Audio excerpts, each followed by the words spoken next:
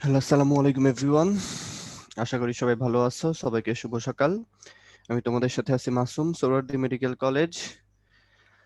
তো তোমরা বলো, তোমাদের পড়াশোনা কেমন চলতেছে? আগের দিনে পরীক্ষা হয়েছে না? গুড মর্নিং, সবাই চলে আসছে মোটামুটি। আচ্ছা, সবাই চলে আসছো। তো তোমাদের পরীক্ষা হয়েছে, আগের দিনে পরীক্ষা হয়েছে না বলো? তো বলো, সব কে ফুল মার্কস পাইছো আমাকে একটু চ্যাট বক্সে জানাই দাও। আগের দিনের পরীক্ষায় কে ফুল মার্কস পাইছো আমাকে একটু চ্যাট বক্সে জানাই দাও। এমন কেউ আছো যে ফুল মার্কস পাইছো? ওয়ালাইকুম আসসালাম কানিজ, সজীব, শাহানা, মিম।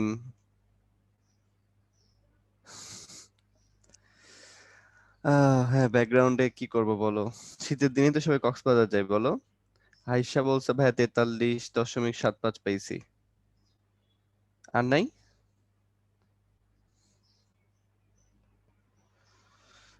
শীতের দিনে সবারই ঘুম পাবে, ঠিক আছে।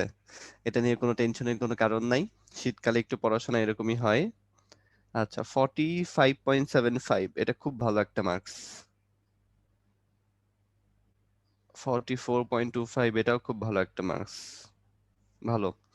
আচ্ছা, ও, একজন তানজিন 47.75 পাইছে, ভেরি গুড মার্কস। আচ্ছা, তো যারা হচ্ছে 40+ পাইছো তারা খুবই ভালো, ঠিক আছে।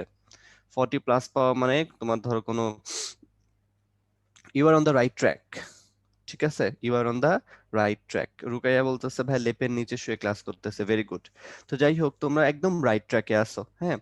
তো যারা 40-এর উপরে পাইতেছো তারা খুবই ভালো, যেরকম রাইট ট্র্যাকে তোমরা থাকো। আর যারা 40-এর নিচে পাইছো তাদের পড়াশোনাটা একটু কম হচ্ছে, ঠিক আছে। তো তোমার পড়াশোনাটা বাড়ানোর চেষ্টা করো, যে আর একটু পড়াশোনাটা কিভাবে বাড়ানো যায় সেটা নিয়ে একটু চেষ্টা করো, ঠিক আছে। আর হচ্ছে যারা 30-এর নিচে পাইছো তাদের পড়াশোনা হইতেইছে না, খুবই খারাপ জিনিস। তারা আরো ভালো করে পড়াশোনা শুরু করো, কারণ মেডিকেলে পরীক্ষা দেওয়ার ক্ষেত্রে 30-এর নিচে পাওয়া খুবই খারাপ জিনিস হবে এটা, ঠিক আছে। আচ্ছা চলো, তাহলে আজকে আমরা পড়বো মানব সাহিত্যত্ব, চলন ও অঙ্গ সঞ্চালন, ঠিক আছে। এই চ্যাপ্টার দেখে সবাই মোটামুটি তোমরা ভয় পাও, কিন্তু মনে রাখবে এই চ্যাপ্টারটা হচ্ছে যেহেতু মেডিকেলে ঢোকার পরে তোমরা এই চ্যাপ্টারটা খুব ভালো করে পড়বা, ঠিক আছে। যেহেতু মেডিকেলে ঢোকার পরে তোমরা এই চ্যাপ্টারটা সবচেয়ে ভালো করে পড়বা, তাই স্যাররা কি করে জানো, এখান থেকে খুব ডিপ কোশ্চেনে যায় না, সুপারফিশিয়াল কোশ্চেন হয়। আর ঢাকা ভার্সিটি বা অন্যান্য ভার্সিটিতে তো একদমই সুপারফিশিয়াল কোশ্চেন হয়, ঠিক আছে। প্রত্যেক বছর একই কোশ্চেন, একই টাইপ কোশ্চেন বারবার ঘুরে ফিরে আসে, ঠিক আছে। তো আমরা সেভাবে করেই পড়বো। তো আমার কথা কি তোমরা সব ক্লিয়ারলি শুনতে পাচ্ছ না? সঞ্চারী, আমার কথা শোনা যায় না ক্লিয়ারলি?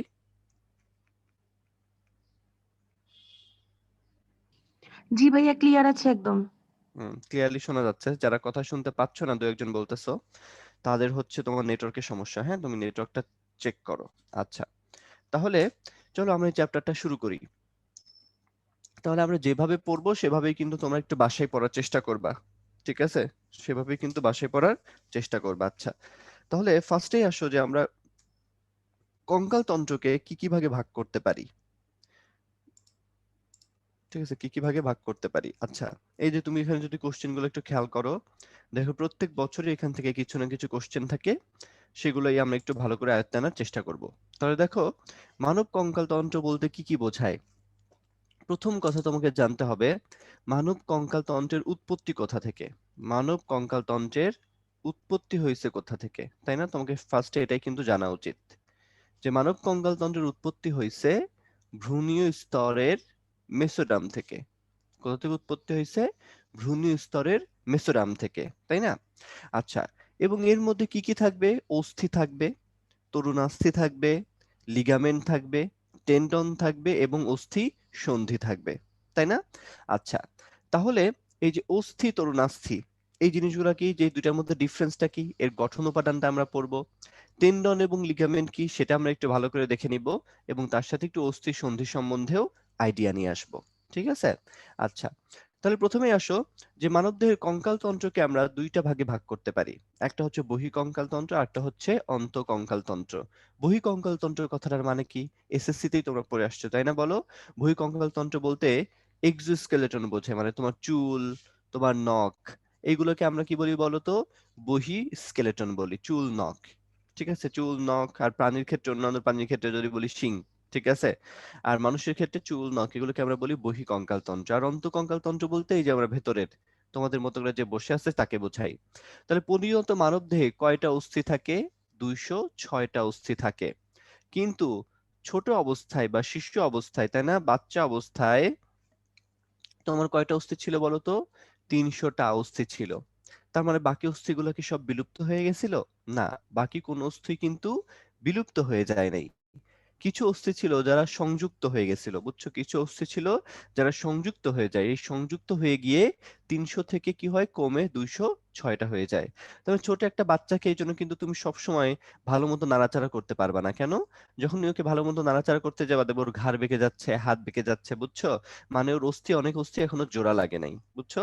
এই জন্য মনে রাখবা যে ছোটবেলায় একটা বাচ্চার অস্থি ছিল 300টা, তারপর যখন সে পরিণত হয়ে গেছে, সে পরিণত হওয়ার পরে তার অস্থির সংখ্যা হয়ে যাবে কত? 206টা।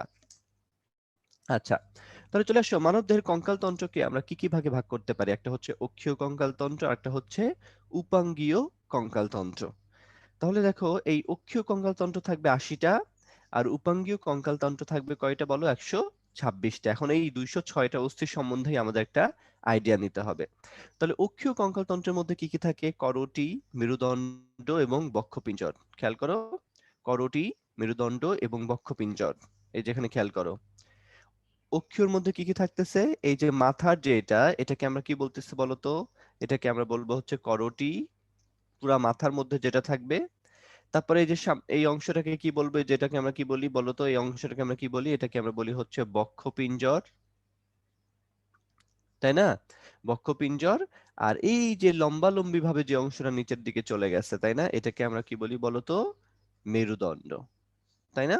তাহলে দেখো, লম্বালম্বি ভাবে করোটি, বক্ষপিঞ্জর, মেরুদণ্ড, এই তিনটাকে নিয়েই আসলে আমাদের কিসে গঠিত হয় বলতো? তোমার অক্ষীয় কঙ্কাল তন্ত্র গঠিত হয়।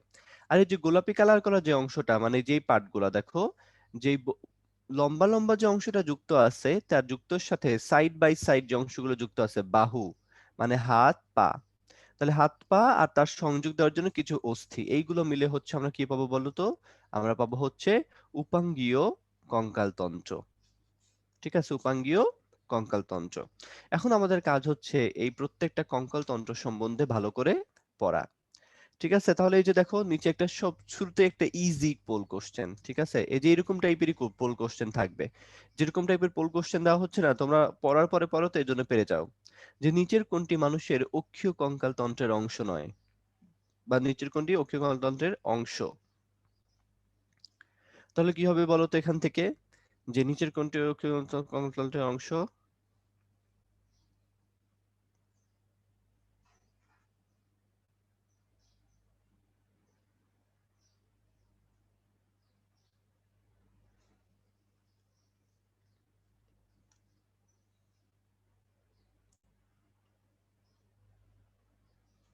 এই যে ভেরি গুড।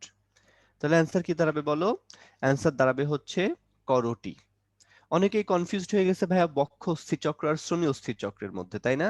এটা আমরা একটু দেখো নাই তো, এই জন্য কনফিউজড করে নিলাম আগে। দেখো, তাহলে বক্ষ অস্থিচক্র অ্যান্সারটা হবে আসলে করোটি, তাই না? অ্যান্সারটা হবে আসলে করোটি। তাহলে বক্ষ অস্থিচক্র কোনটা? দেখো, এইটা হচ্ছে বক্ষ অস্থিচক্র, আর এই যে নিচের দুইটা হচ্ছে শ্রোণী অস্থিচক্র। এরা কি তোমার অক্ষের মধ্যে ছিল? ছিল না, অক্ষের মধ্যে শুধু ছিল করোটি, মেরুদণ্ড, বক্ষ, পিঞ্জর, তাই না? বক্ষ পিঞ্জর। আচ্ছা, তাহলে এখন চলে আসো অক্ষীয় কঙ্কাল তন্ত্রকে আমরা কি কি ভাগে ভাগ করতে পারি, তাই না? প্রথমে আসো মাথারটা, করোটি, তাই না? করোটি, মেরুদণ্ড এবং বক্ষ পিঞ্জর। তাহলে করোটির মধ্যে কি কি থাকে? দেখো, এই দেখো করোটি, এই করোটির মধ্যে কি কি থাকতেছে? করোটিকা, মুখমণ্ডলীয় অস্থি এবং হাইওয়েড অস্থি একটা। ঠিক আছে, তাহলে এই করোটির 29টা অস্থি তোমাকে খুব ভালো করে পারতে হবে। আর দেখো কর্ণ অস্থি থাকবে 3 3 6টা, তাই না? তাহলে দেখো, এটাই আমরা এখন একটু দেখে আসবো। তাহলে মেডিকেলে ঢুকলে তো সবাই ইনশাল্লাহ ফার্স্ট ইয়ারেই সবাইকে বোনস দেখতে হবে, বুঝছো? কারণ এই যে হাড্ডি গুড্ডি চ্যাপ্টার গুলা না, সবকিছু তোমাদেরকে কিভাবে পড়তে হয়, সবকিছুই কিন্তু তোমাদেরকে একদম বাস্তবে হাতে নিয়ে পড়তে হবে, বুঝছো? বাস্তবে কি নিয়ে পড়তে হবে? হাতে নিয়ে পড়তে হবে। এখন হাড্ডি গুড্ডি চ্যাপ্টারের জন্য এখন হাতে গুনে যেহেতু পড়তে হবে, কিচ্ছু করার নাই। তাই তোমাদেরকেও আমার বাস্তবে একটু দেখাইতে হবে। আপাতত এখন অনলাইন ক্লাসে এটাই সবচেয়ে বড় ভরসা, বলো? তাহলে প্রথমেই চলে আসে এই যে দেখো আমাদের মানব কঙ্কাল তন্ত্র, এই যেটা হচ্ছে মানব কঙ্কাল তন্ত্র, খেয়াল করো। তাহলে তুমি খেয়াল করো, হ্যাঁ, প্রথমেই চলে আসো, আমরা যদি স্কাল, ইংরেজিতে আমরা এটাকে কি বলি? ইংরেজিতে আমরা এটাকে বলি হচ্ছে স্কাল। কি বলি বলতো? ইংরেজিতে আমরা আমরা এটাকে বলি হচ্ছে স্কাল। আর বাংলাতে তুমি যদি বাংলা পরিভাষা করো তাহলে তুমি এটাকে বলবা হচ্ছে করোটি। বুঝছো? বাংলাতে এটাকে তুমি কি বলবা? করোটি। আমার এটা নিয়ে একটা মজার কাহিনী আছে, বুঝছো? আমার একবার মেডিকেলের ভাইবাতে, ঠিক আছে, আমার একবার মেডিকেলের ভাইবাতে, আচ্ছা, তো আমার একবার মেডিকেলের ভাইবাতে হচ্ছে আমাকে জিজ্ঞাসা করছিল যে এই কি বলে, হচ্ছে ফরেনসিক মেডিসিনে আর কি একটা জিনিস ছিল। তো ওরা কি ছিল, যে ফ্রন্টাল বোনস আর এই বোনস গুলার তোমার ওভারল্যাপিং হয়। তো আমি না বলবো যে এটা হচ্ছে তোমার, এটার নাম কি স্কাল বোন, অথবা এটার উপরের নাম হচ্ছে করোটের, তোমরা কি বলে, যে আমরা বলি হচ্ছে ক্রেনিয়াল বোনস, ইংরেজিতে বলি হচ্ছে ক্রেনিয়াল বোনস, বুঝছো? তো আমি এই ক্রেনিয়াল বোনস বলা বাদ দিয়ে এটাকে আমি বলতেছিলাম বারবার যে হচ্ছে স্যার করোটিক বোনস। ঠিক আছে? তো এটা শোনার পরে স্যার ম্যাডাম আমাদেরকে কেন জানি হা করে তাকাইছিল, কি রে করোটিক বোনস জিনিসটা আসলে কি, বুঝছো? তা আমি ভাবতাম যে করোটিক করোটিক বা করোটিকা এই জিনিসটা মনে হয় নর্মালি ইংলিশ শব্দই হবে, ঠিক আছে? পরে গিয়ে দেখলাম যে না, আসলে এটা বাংলা পরিভাষা করে ফেলছে, ঠিক আছে? যেই জন্য এই জন্য বলি যে ইংরেজিতে তুমি যখন বলবা তখন বলবা ক্রেনিয়াল বোনস, আর পুরো একসাথে করোটিকে বলবো আমরা হচ্ছে স্কাল বোনস। ঠিক আছে? আচ্ছা, তাহলে তুমি এখানে খেয়াল করো,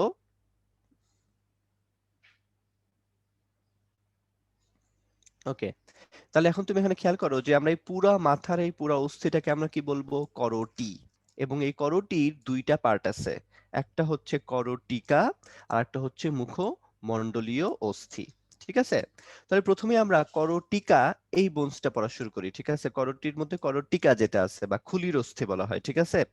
তাহলে প্রথমেই যাই খুলির অস্থির মধ্যে। খুলির অস্থি এটা মনে রাখার একটা উপায় আছে। ঠিক আছে? খুলির অস্থি মনে রাখার একটা উপায় আছে, সেটা হচ্ছে তোমরা ফুল স্টপ দিয়ে মনে রাখতে পারো। ঠিক আছে? আমি এভাবে মনে রাখতাম, যে যেভাবে মনে রাখতে পারো সে সেভাবে মনে রেখো। এটা মনে রাখা যায় ফুল স্টপ দিয়ে। দেখো, ফুল স্টপ।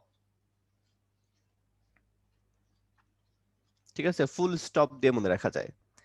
তাহলে ফুল স্টপ দিয়ে কিভাবে মনে রাখা যায় ভাইয়া? এফ তে ফ্রন্টাল, এস তে স্ফেনয়েডাল, টি তে টেম্পোরাল, ও তে অক্সিপিটাল, পি তে প্যারাইটাল, ই তে এথময়েড।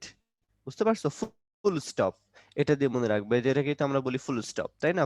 এফ তে ফ্রন্টাল, এস তে স্ফেনয়েড, টি তে টেম্পোরাল, ও তে অক্সিপিটাল, পি তে প্যারাইটাল, ই তে এথময়েড। ঠিক আছে? তাহলে দেখো এটা দিয়ে আমরা মিলাই পড়ি, ওকে, এটা দিয়ে আমরা একটু মিলাই পড়ি। আচ্ছা, তাহলে প্রথমে খেয়াল করো, করটিকার প্রথম অস্থি এফ তে কি হবে বলো? ফ্রন্টাল। তাহলে দেখো, আমাদের যে কপালের অস্থি তাকে আমরা কি অস্থি বলবো বলতো? আমাদের কপালের অস্থিকে আমরা বলবো ফ্রন্টাল। পরীক্ষা এটাই আসছে, ঢাকা ভার্সিটির কোশ্চেন, কপালের অস্থির নাম কি? ফ্রন্টাল। তাহলে এটা মনে রাখার উপায় কি? এখন থেকে তোমরা আর বলবা না যে ভাই আমার কপাল খারাপ, বলবা আমার ফ্রন্টাল খারাপ। বুঝতে পারছো? বলবা হচ্ছে আমার ফ্রন্টাল খারাপ, কপালের অস্থি দিয়ে বলবা। ঠিক আছে? যে ভাই আমার কপাল খারাপ বলবা না, বলবা আমার ফ্রন্টাল খারাপ। ঠিক আছে? তাহলে তুমি যদি এটা ভালো করে দেখো, খেয়াল করো, তুমি যদি একটু ভালো করে দেখো, এই যে দেখো ফ্রন্টালটা দেখতে কেমন দেখা যায়। এই যে দেখো ফ্রন্টালটা দেখতে অনেকটা ঝিনুকের খোলসের মতো লাগতেছে না? যে ভাই মনে হচ্ছে এটা একটা ঝিনুকের খোলস। তাহলে পরীক্ষায় কিন্তু এই কোশ্চেনটাই আসে যে ঝিনুকের মতো অস্থি কোনটি? ফ্রন্টাল কিসের মতো অস্থি বলতো? ঝিনুকের মতো অস্থি। তাহলে এফ তে হবে ফ্রন্টাল, একদম কপালের মতো যেটা অস্থি সেটাকে আমরা কি বলবো বলতো? ফ্রন্টাল অস্থি। ঠিক আছে? আচ্ছা, তাহলে এটা বুঝলাম। তারপরে এসতে কি হবে বলতো? এসতে হবে স্ফেনয়েড অস্থি। এসতে কি হবে বলো? স্ফেনয়েড অস্থি। এই যে দেখো, এসতে হচ্ছে স্ফেনয়েড। স্ফেনয়েডটা এই সাইড থেকে দেখা যায়, এটা একটু ভালো করে দেখে রাখবে, এটা কিন্তু বাস্তবে দেখা যায় না ভালো করে সামনে সামনে। এই যে দেখো, সাইড থেকে তুমি যদি দেখতে চাও, এই যে এই সাইড থেকে এরকম দেখা যাবে, এটা হচ্ছে স্ফেনয়েড এই সাইড থেকে। তুমি যদি সামনে থেকে দেখতে চাও তাহলে এই যে দেখো, সামনে থেকে যদি দেখতে চাও, এই যে চোখের গর্তের পিছের দিকে মনে হচ্ছে, তাই না? আবার তুমি যদি উল্টা দিক থেকে এই সাইড থেকে দেখতে চাও তাহলে একটু ক্লিয়ারলি বোঝা যাচ্ছে যে এখানে হচ্ছে তোমার স্ফেনয়েড অস্থিটা। আচ্ছা, তাহলে এটাকে আমরা সবাই বাইরের সাইড থেকে তোমাকে দেখানোর চেষ্টা করতে হচ্ছে যে স্ফেনয়েড অস্থি। আচ্ছা, স্ফেনয়েড অস্থি সম্বন্ধে একটা কথা আছে, প্রজাপতির ডানার মতো অস্থিকে আমরা বলি স্ফেনয়েড অস্থি। যেমন এই যে দেখো, আমি সবগুলো যদি ক্লিয়ার করে দিই, দেখো তো, মনে হচ্ছে না প্রজাপতির ডানার মতো অস্থি? এই যে দেখো তো, প্রজাপতির ডানার মতো অস্থি, তাই মনে হচ্ছে না? তাহলে প্রজাপতির ডানার মতো অস্থিকে আমরা কি বলি? স্ফেনয়েড অস্থি। প্রজাপতির ডানার মতো অস্থিকে আমরা কি বলি? স্ফেনয়েড অস্থি। তাহলে এফতে ফ্রন্টাল আর এসতে কি হয়ে গেল বলতো? এসতে হয়ে গেল স্ফেনয়েড অস্থি। ঠিক আছে? আচ্ছা, ওই তো তোমাদের আগে ছিল প্রজাপতির ডানা, এখন হয়ে গেছে বাদুড়ের ডানা। ঠিক আছে? তাহলে ডানা তো মনে হচ্ছে, তাই না? বলো, দেখে মনে হচ্ছে না? এটা হচ্ছে ডানার মতো অস্থি। ঠিক আছে? তাহলে এটা হচ্ছে স্ফেনয়েড, মন থাকে জানো। তাহলে স্ফেনয়েডের অবস্থানটা সবার ক্লিয়ার। তারপর চলে আসো ভাইয়া টেম্পোরাল অস্থি, তাই না? তাহলে এফ এস, তারপর হচ্ছে টেম্পোরাল, স্টপি। টেম্পোরাল অস্থি, এই যে দেখো, এই যে বলো এখনকার ছেলেরা যখন চুল কাটে কানের যে সাইড থেকে চুল নাই করে দেয়, ছেলেরা কি করে বলো তো? কানের দুই সাইড থেকে চুল নাই করে দেয় না এখন আজকালকার চুল? ঠিক আছে, কানের দুই সাইড থেকে একদম চুল নাই করে দেয়। তাহলে এই যে দেখো কানের দুই সাইডে যেখান থেকে চুল নাই করে দেয় সেই দুইটা সাইডকে আমরা বলবো টেম্পোরাল অস্থি। এই যে দেখো, তাহলে এই সাইডে একটা টেম্পোরাল, এই সাইডে একটা টেম্পোরাল, তাই না? তাহলে টেম্পোরাল অস্থি কয়টা? টেম্পোরাল অস্থি হচ্ছে দুইটা। ঠিক আছে, যে কানের সবকিছু কিন্তু এই টেম্পোরাল অস্থির মধ্যেই থাকে, কানের অন্তঃকর্ণটা কিন্তু টেম্পোরাল অস্থির মধ্যেই থাকে, তাই টেম্পোরাল অস্থি হচ্ছে দুইটা। ঠিক আছে, আচ্ছা, তারপর যাও ওতে কি হবে বলো তো? অক্সিপিটাল অস্থি। ভালো করে পজিশন গুলো খেয়াল করো, এই যে পেছনের দিকে চলে যাও, এটা কি অস্থি বলো তো? অক্সিপিটাল অস্থি, একদম মাথার পেছনের দিকে যে অস্থি থাকে, অক্সিপিটাল অস্থি। ঠিক আছে, অক্সিপিটাল অস্থিকে তুমি যদি একটু ভালো করে খেয়াল করো, এই যে দেখো তো, অক্সিপিটাল অস্থি কেটে আমরা দেখলাম অনেকটা চার কোণা একটা ভাব আছে, তাই না? বলো, এই যে এটা হচ্ছে অক্সিপিটাল অস্থি। অক্সিপিটাল অস্থির মধ্যে দেখো এই লাইনটা তোমার বইতে সরাসরি নাই, পরে এখন নতুন এডিশন অ্যাড করতে পারে, যে হচ্ছে এই যে অক্সিপিটাল অস্থির মাঝে একটা বড় গর্ত আছে, এখান থেকে কি হবে? তোমার মস্তিষ্ক থেকে স্পাইনাল কর্ডটা বের হয়ে যাবে। ঠিক আছে, এই যে মস্তিষ্ক থেকে যে স্পাইনাল কর্ডটা যে বের হয়ে যাবে, এই বড় গর্তটাকে আমরা কি বলি? এই বড় গর্তটাকে আমরা বলি ফোরামেন ম্যাগনাম। পরীক্ষায় বারবার এই কোশ্চেনটা আসবে। ঠিক আছে, ফোরামেন ম্যাগনাম থাকবে কোন অস্থির মধ্যে বলো? ফোরামেন ম্যাগনাম থাকবে হচ্ছে অক্সিপিটাল অস্থির মধ্যে। তাহলে অক্সিপিটাল অস্থির মধ্যে একটা বড় ছিদ্র থাকে যেটাতে স্পাইনাল কর্ড বের হয়ে আসে। ঠিক আছে, মস্তিষ্ক থেকে স্পাইনাল কর্ড কি হয়ে আসে? বের হয়ে আসে। এই এই গর্তটাকে আমরা বলবো ফোরামেন ম্যাগনাম। তাহলে অক্সিপিটাল বোনসের মধ্যে কোনটা থাকে? Foramen Magnum. তানজিম জিজ্ঞাসা করছে যে অক্সিপিটালকে অন্যগুলো শুনে দুর্বল, না এরকম কোনো কিছু নাই, অক্সিপিটাল দুর্বল না, সবগুলোর স্ট্রাকচার একই রকম। ঠিক আছে, আচ্ছা, তাহলে এটা হচ্ছে অক্সিপিটাল। তারপরে অক্সিপিটালের পরে এখন তুমি কি পাইলা? পি, প্যারাইটাল অস্থি। এই যে দেখো, এটাকে তুমি কি বলবা? প্যারাইটাল অস্থি। এই যে উপর থেকে যদি আমরা খেয়াল করি তাহলে ভালোভাবে বুঝতে পারবো। দেখছো, এক জোড়া প্যারাইটাল অস্থি দেখতে পাইছো সবাই? এক জোড়া প্যারাইটাল অস্থি। এবং প্যারাইটাল অস্থি দেখতে কিন্তু চার কোণাকার। প্যারাইটাল অস্থি দেখতে কেমন বলো তো? প্যারাইটাল অস্থি দেখতে হচ্ছে চার কোণাকার। এই যে দেখো, চার কোণাকার অস্থি প্যারাইটাল অস্থি। ঠিক আছে, এটা দেখতে কিন্তু চার কোণাকার। ঠিক আছে, এরকম একটা চার কোণাকার ভাব আছে। ওকে, আচ্ছা, তাহলে প্যারাইটাল বুঝলাম আমরা, প্যারাইটালও থাকে দুইটা, তাহলে টেম্পোরাল পাইলাম দুইটা, প্যারাইটাল পাইলাম দুইটা, দুই দুগুণ কিন্তু চারটা হয়ে গেছে, তাই না? আচ্ছা, আর থাকলো হচ্ছে ভাই এথময়েড। এথময়েডটা একটু ভালো করে দেখে রাখবা তো, এথময়েডটা কিন্তু ভালো করে তোমরা খুঁজেই পাও না। ঠিক আছে, এথময়েডটা কিন্তু তোমরা খুঁজেই পাও না। এই যে এইখানে একটু খেয়াল করো, এই যে দেখো, কোনা দিয়ে খেয়াল করো, সামনে হচ্ছে ল্যাক্রিমাল বোনস আর একদম তার পিছেই হচ্ছে এথময়েডাল বোনস। দেখতে পাচ্ছ সবাই? এই যেটাই হচ্ছে তোমার এথময়েড বোনস, এই সাইড দিয়ে দেখো, এই সাইড দিয়ে, এটা কিন্তু একটা বোনস মনে হচ্ছে দুইটা বোনস, আসলে এটা হচ্ছে একটা বোনস। খেয়াল করছো? এটা হচ্ছে এথময়েড বোনস। অন্যগুলোকে আমি নাই করে দেই, তাহলে তুমি দেখতে পাচ্ছ, এই যে দেখো, এটা হচ্ছে এথময়েড বোনস, কিভাবে যুক্ত হয়ে আছে দেখছো? এই যে এটা হচ্ছে এথময়েড বোনস। ঠিক আছে, তাহলে এটা একটু ভালো করে মনে রাখবা, যেটা হচ্ছে এথময়েড বোনস। তাহলে এফ তে ফ্রন্টাল, এস তে স্ফেনয়েড, তারপরে ও টি তে টেম্পোরাল, ও তে অক্সিপিটাল, পি তে প্যারাইটাল, ই তে হচ্ছে এথময়েড বোনস। বুঝতে পারছো সবাই? তাহলে তুমি খেয়াল করো যে আমরা এখান থেকে কিন্তু ইজিলি এখন পরীক্ষায় এই কোশ্চেনটা ইজিলি পারবো, তাই না? বলো, আমরা যদি এই কোশ্চেনটা এখন পড়ি, যে কি কি করটিকার অস্থি কি কি, পরীক্ষা এখান থেকে কোশ্চেনটা কিভাবে আসবে? কোশ্চেনটা কিন্তু এভাবে আসবে, তাহলে এটা আমরা মনে রাখতে পারবো এফ স্টপি দিয়ে, তাই না? এফ স্টপি দিয়ে। ঠিক আছে, এটা দিয়ে মনে রাখতে পারবো। এফ তে ফ্রন্টাল, এস তে স্ফেনয়েড, টি তে টেম্পোরাল, ও তে অক্সিপিটাল, পি তে প্যারাইটাল, ই তে এথময়েড। তাহলে মনে রাখো টিপি হচ্ছে দুইটি, টিপি 2টি করে থাকে। তাহলে 2 গুণন 2 4টা, আর বাকি থাকলো হচ্ছে 4টা, তাই না? বাকি থাকলো হচ্ছে 4টা, মোট হচ্ছে 8টা বোনস। তাহলে পরীক্ষায় কোশ্চেন আসবে করটিকার অস্থি কতটি? করটিকার অস্থি হচ্ছে 8টি। পরীক্ষায় কিন্তু এখানে কোশ্চেন আসবে। নিচের কোনটি কপালের অস্থি? অ্যান্সার কি হবে? ফ্রন্টাল। নিচের কোনটি ঝিনুকের মতো অস্থি? অ্যান্সার কি হবে? ফ্রন্টাল। তারপরে হচ্ছে নিচের কোনটি জোড় অস্থি? কোনটা কোনটা জোড় অস্থি বলো? টি আর পি। টি আর পি হচ্ছে তোমার কি বলতো যে এরা দুজন হচ্ছে জোড় অস্থি, এক জোড়া করে থাকে, তাই না? এরা হচ্ছে জোড় অস্থি, আর বাকি সবাই কেমন থাকে? বিজোড় অবস্থায় থাকে। ঠিক আছে? তাহলে পরীক্ষার জন্য কিন্তু খুব ইম্পর্টেন্ট। অক্সিপিটাল থেকে একটা কোশ্চেন আসবে, ফোরামেন ম্যাগনাম কোথায় থাকে? ফোরামেন ম্যাগনাম কোন অস্থির মধ্যে থাকে? অক্সিপিটাল অস্থির মধ্যে থাকে। ঠিক আছে? আচ্ছা, তাহলে করটিকার অস্থিগুলো আমরা ক্লিয়ারলি বুঝতে পারছি। পরীক্ষায় কিন্তু কোশ্চেনই সবচেয়ে কমনলি আসে নিচের কোনটি করটিকার অস্থি নয়। ঠিক আছে? আচ্ছা, তারপরে চলে যাও মুখমণ্ডলীয় অস্থি। ঠিক আছে? মুখমণ্ডলীয় অস্থি, এটা মনে রাখার একটা উপায় আছে, যে আমরা এভাবে মনে রাখতে পারি যে ভোলা, ধরা তোমাদের সবারই মামা আছে না? তোরা আমার মামা আছে, এটা ভোলা মামা। ঠিক আছে? খুবই সহজ সরল মামা, ভোলা মামা। তো সে কি করে? সে হচ্ছে ইন্সপেক্টর। ঠিক আছে? সে কি করে বলো? সে হচ্ছে ইন্সপেক্টর। ভোলা মামা ইন্সপেক্টর, কিন্তু সাধারণত পুলিশ তো পাজি হয়, কিন্তু এই মামাটা হচ্ছে পাজি না। ঠিক আছে? সে ভালো লোক। তাহলে ভোলা মামা ইন্সপেক্টর কিন্তু পাজি না, ভালো লোক। ঠিক আছে? পাজি না, এটা দিয়ে মনে রাখবা। তাহলে কি হবে? ভতে ভোমার, লাতে ল্যাক্রিমাল। ভতে vomer, লাতে lacrimal. তারপর কি হবে বলো তো? মাতে ম্যাক্সিলা, মাতে ম্যাক্সিলা, আর আরেকটা মাতে হচ্ছে ম্যান্ডিবল। ঠিক আছে? আরেকটা মাতে হচ্ছে ম্যান্ডিবল। ইন্সপেক্টরতে হচ্ছে ইনফিরিয়র নেজাল কঙ্কা, পিতে হচ্ছে প্যালেটাইন,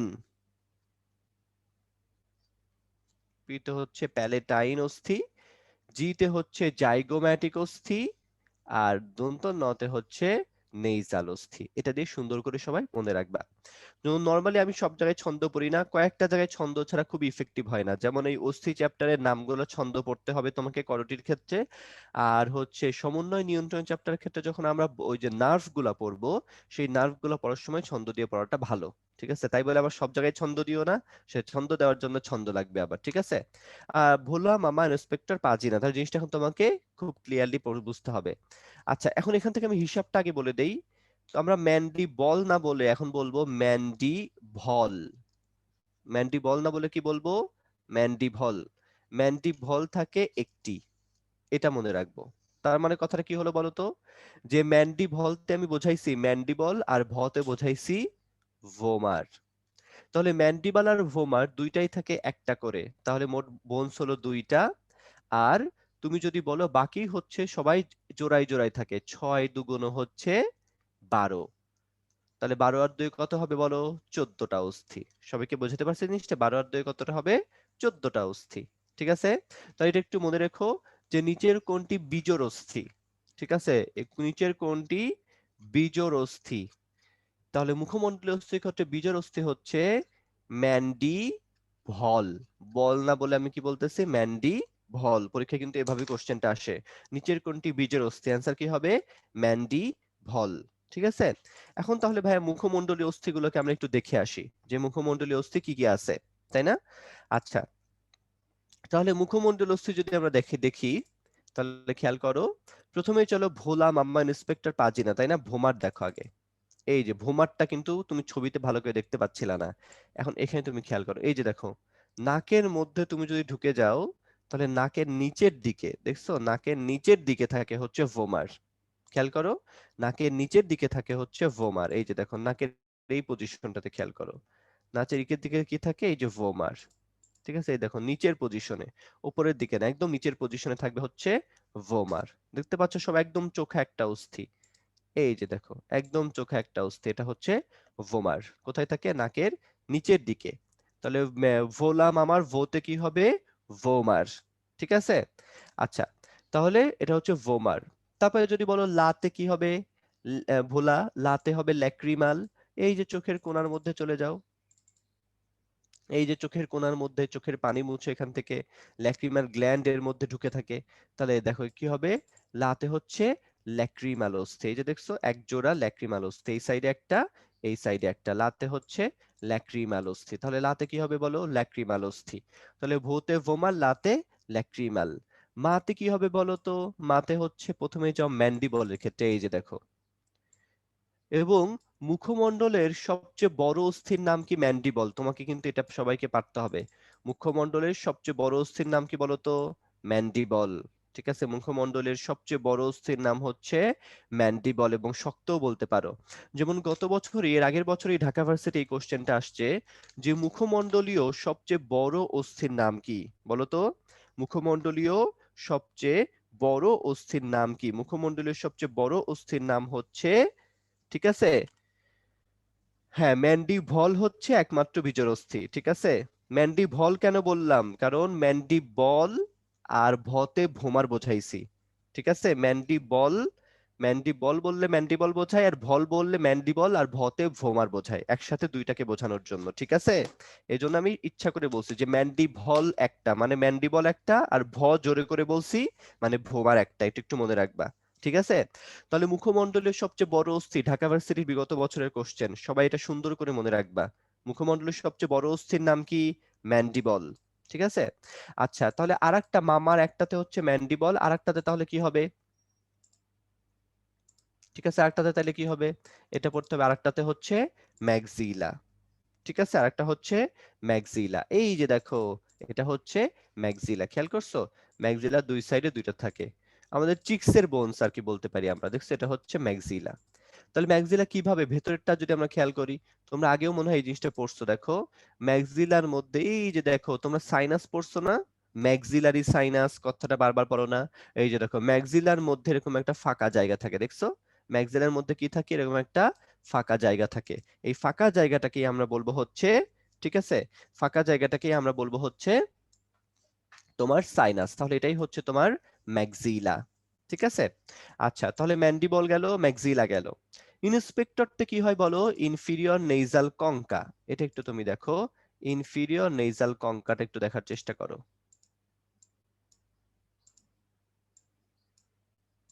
এই যে দেখো নেজাল কঙ্কা বোনসটা দেখার একটু চেষ্টা করো, দেখছো দুই সাইডে দুইটা নেজাল কঙ্কা থাকে, এই যে তোমাকে সাইডে দেখতে পাচ্ছ, এই যে দেখো দুই সাইডে দুইটা, এই যে দেখো দুই সাইডে দুইটা নেজাল কঙ্কার মতো বোনস থাকে, দেখছো দুই সাইডে দুইটা থাকে, এটাকে আমরা বলি ইনফিরিয়র, দেখো নিচের দিকে মুখ করে থাকে তাই বলি ইনফিরিয়র, একদম ছোট শঙ্কু বা চোখা একটা বোনস, তাই এটাকে আমরা বলি ইনফিরিয়র নেজাল কঙ্কা, এই যে দেখো দেখা যাচ্ছে ইনফিরিয়র নেজাল কঙ্কা। ঠিক আছে, ইনফিরিয়র নেজাল কঙ্কা। ঠিক আছে, তাহলে ইন্সপেক্টরটা কি হবে, ইনফিরিয়র নেজাল কঙ্কা। ঠিক আছে, যেটা ইনফিরিয়র নেজাল কঙ্কা, সবাই দেখতে পাচ্ছ ইনফিরিয়র নেজাল কঙ্কাটা। আচ্ছা, হ্যাঁ, ভোমারের দুপাশে থাকতে, দেখতেই তো পাচ্ছ ভোমারের দুই পাশে দুইটা বোনস থাকবে, ইনফিরিয়র নেজাল কঙ্কা। আচ্ছা, তারপর গেল ইন্সপেক্টর পাজিনা, পাতে কি হবে বলো তো, প্যালেটাইন বোনস। এই যে প্যালেটাইন বোনসটাকে খুঁজে পাওয়া খুব কঠিন, বুঝছো, প্যালেটাইন বোনসটাকে খুঁজে পাওয়া খুব কঠিন, সহজে খুঁজেই পাওয়া যায় না এটাকে।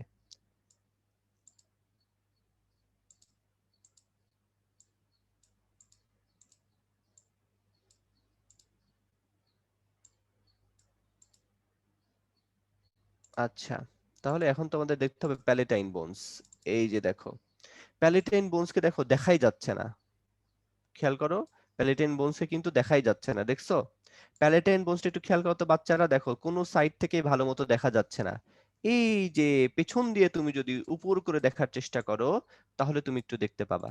ঠিক আছে, এই দেখো প্যালেটাইন বোনস হচ্ছে দুইটা, সব একটু ভালো করে দেখে রাখো তো, আমরা তো এগুলো দেখতেই পাইনি নাই যে ভালো করে, খালি তো মুখস্থ করে আসছি। ঠিক আছে, এই যে দেখো প্যালেটাইন বোনস, এই যে প্যালেটাইন বোনস দেখতে পাচ্ছ সবাই, এই যে তোমার উপরের দিকে, মুখের উপরের পাটির দিকে তুমি এই জিনিসটা দেখবা। ঠিক আছে, এই যে প্যালেটাইন বোনস, এই যে এই দুইটা হচ্ছে প্যালেটাইন বোনস। ঠিক আছে, মুখের মধ্যে থাকে, মুখের উপরের পার্টের দিকে থাকে প্যালেটাইন বোনস। ঠিক আছে, প্যালেটাইন বোনস, তাহলে পিতে আমরা কি পাইলাম বলো, প্যালেটাইন বোনস।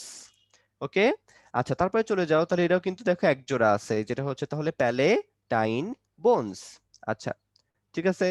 আচ্ছা, হ্যাঁ, শক্ত তালু, এই দেখো উপরেরটা হচ্ছে শক্ত তালু, এই যে ম্যাক্সিলার, এটা হচ্ছে শক্ত তালু, শক্ত তালুর পেছনেরটাই হচ্ছে, ঠিক আছে, শক্ত তালুর পেছনেরটাই হচ্ছে তোমার হচ্ছে প্যালেটাইন বোনস, ঠিক আছে। আচ্ছা, তারপরে সাইডের দিকে চলে যাও, এই যে সাইডের দিকে যদি আমরা আসি, দুই সাইডে জাইগোম্যাটিক অস্থি, এই যে দেখতে পাচ্ছ আমাদের চোখের সাইডে যে বোনসটা থাকে, আমরা ইজিলি ফিল করতে পারি, এটাকে আমরা বলি হচ্ছে জাইগোম্যাটিক অস্থি। কি বলবো আমরা এটাকে? জাইগোম্যাটিক অস্থি। যে খেয়াল করো, এই সাইডে একটা আর এই সাইডে একটা, জাইগোম্যাটিক অস্থি, ঠিক আছে, এটাকে আমরা কি বলবো? জাইগোম্যাটিক অস্থি, জাইগোম্যাটিক অস্থি, বুঝতে পারছো? আর নাতে হবে নেইজাল অস্থি। এই যে দেখো নাকের সামনে, এই যে মেরে নাক ভেঙে দিব বলি না আমরা, এই যে নাকের সামনে যে দুইটা বোনস, এই দুইটাকে আমরা বলবো হচ্ছে নেজাল অস্থি।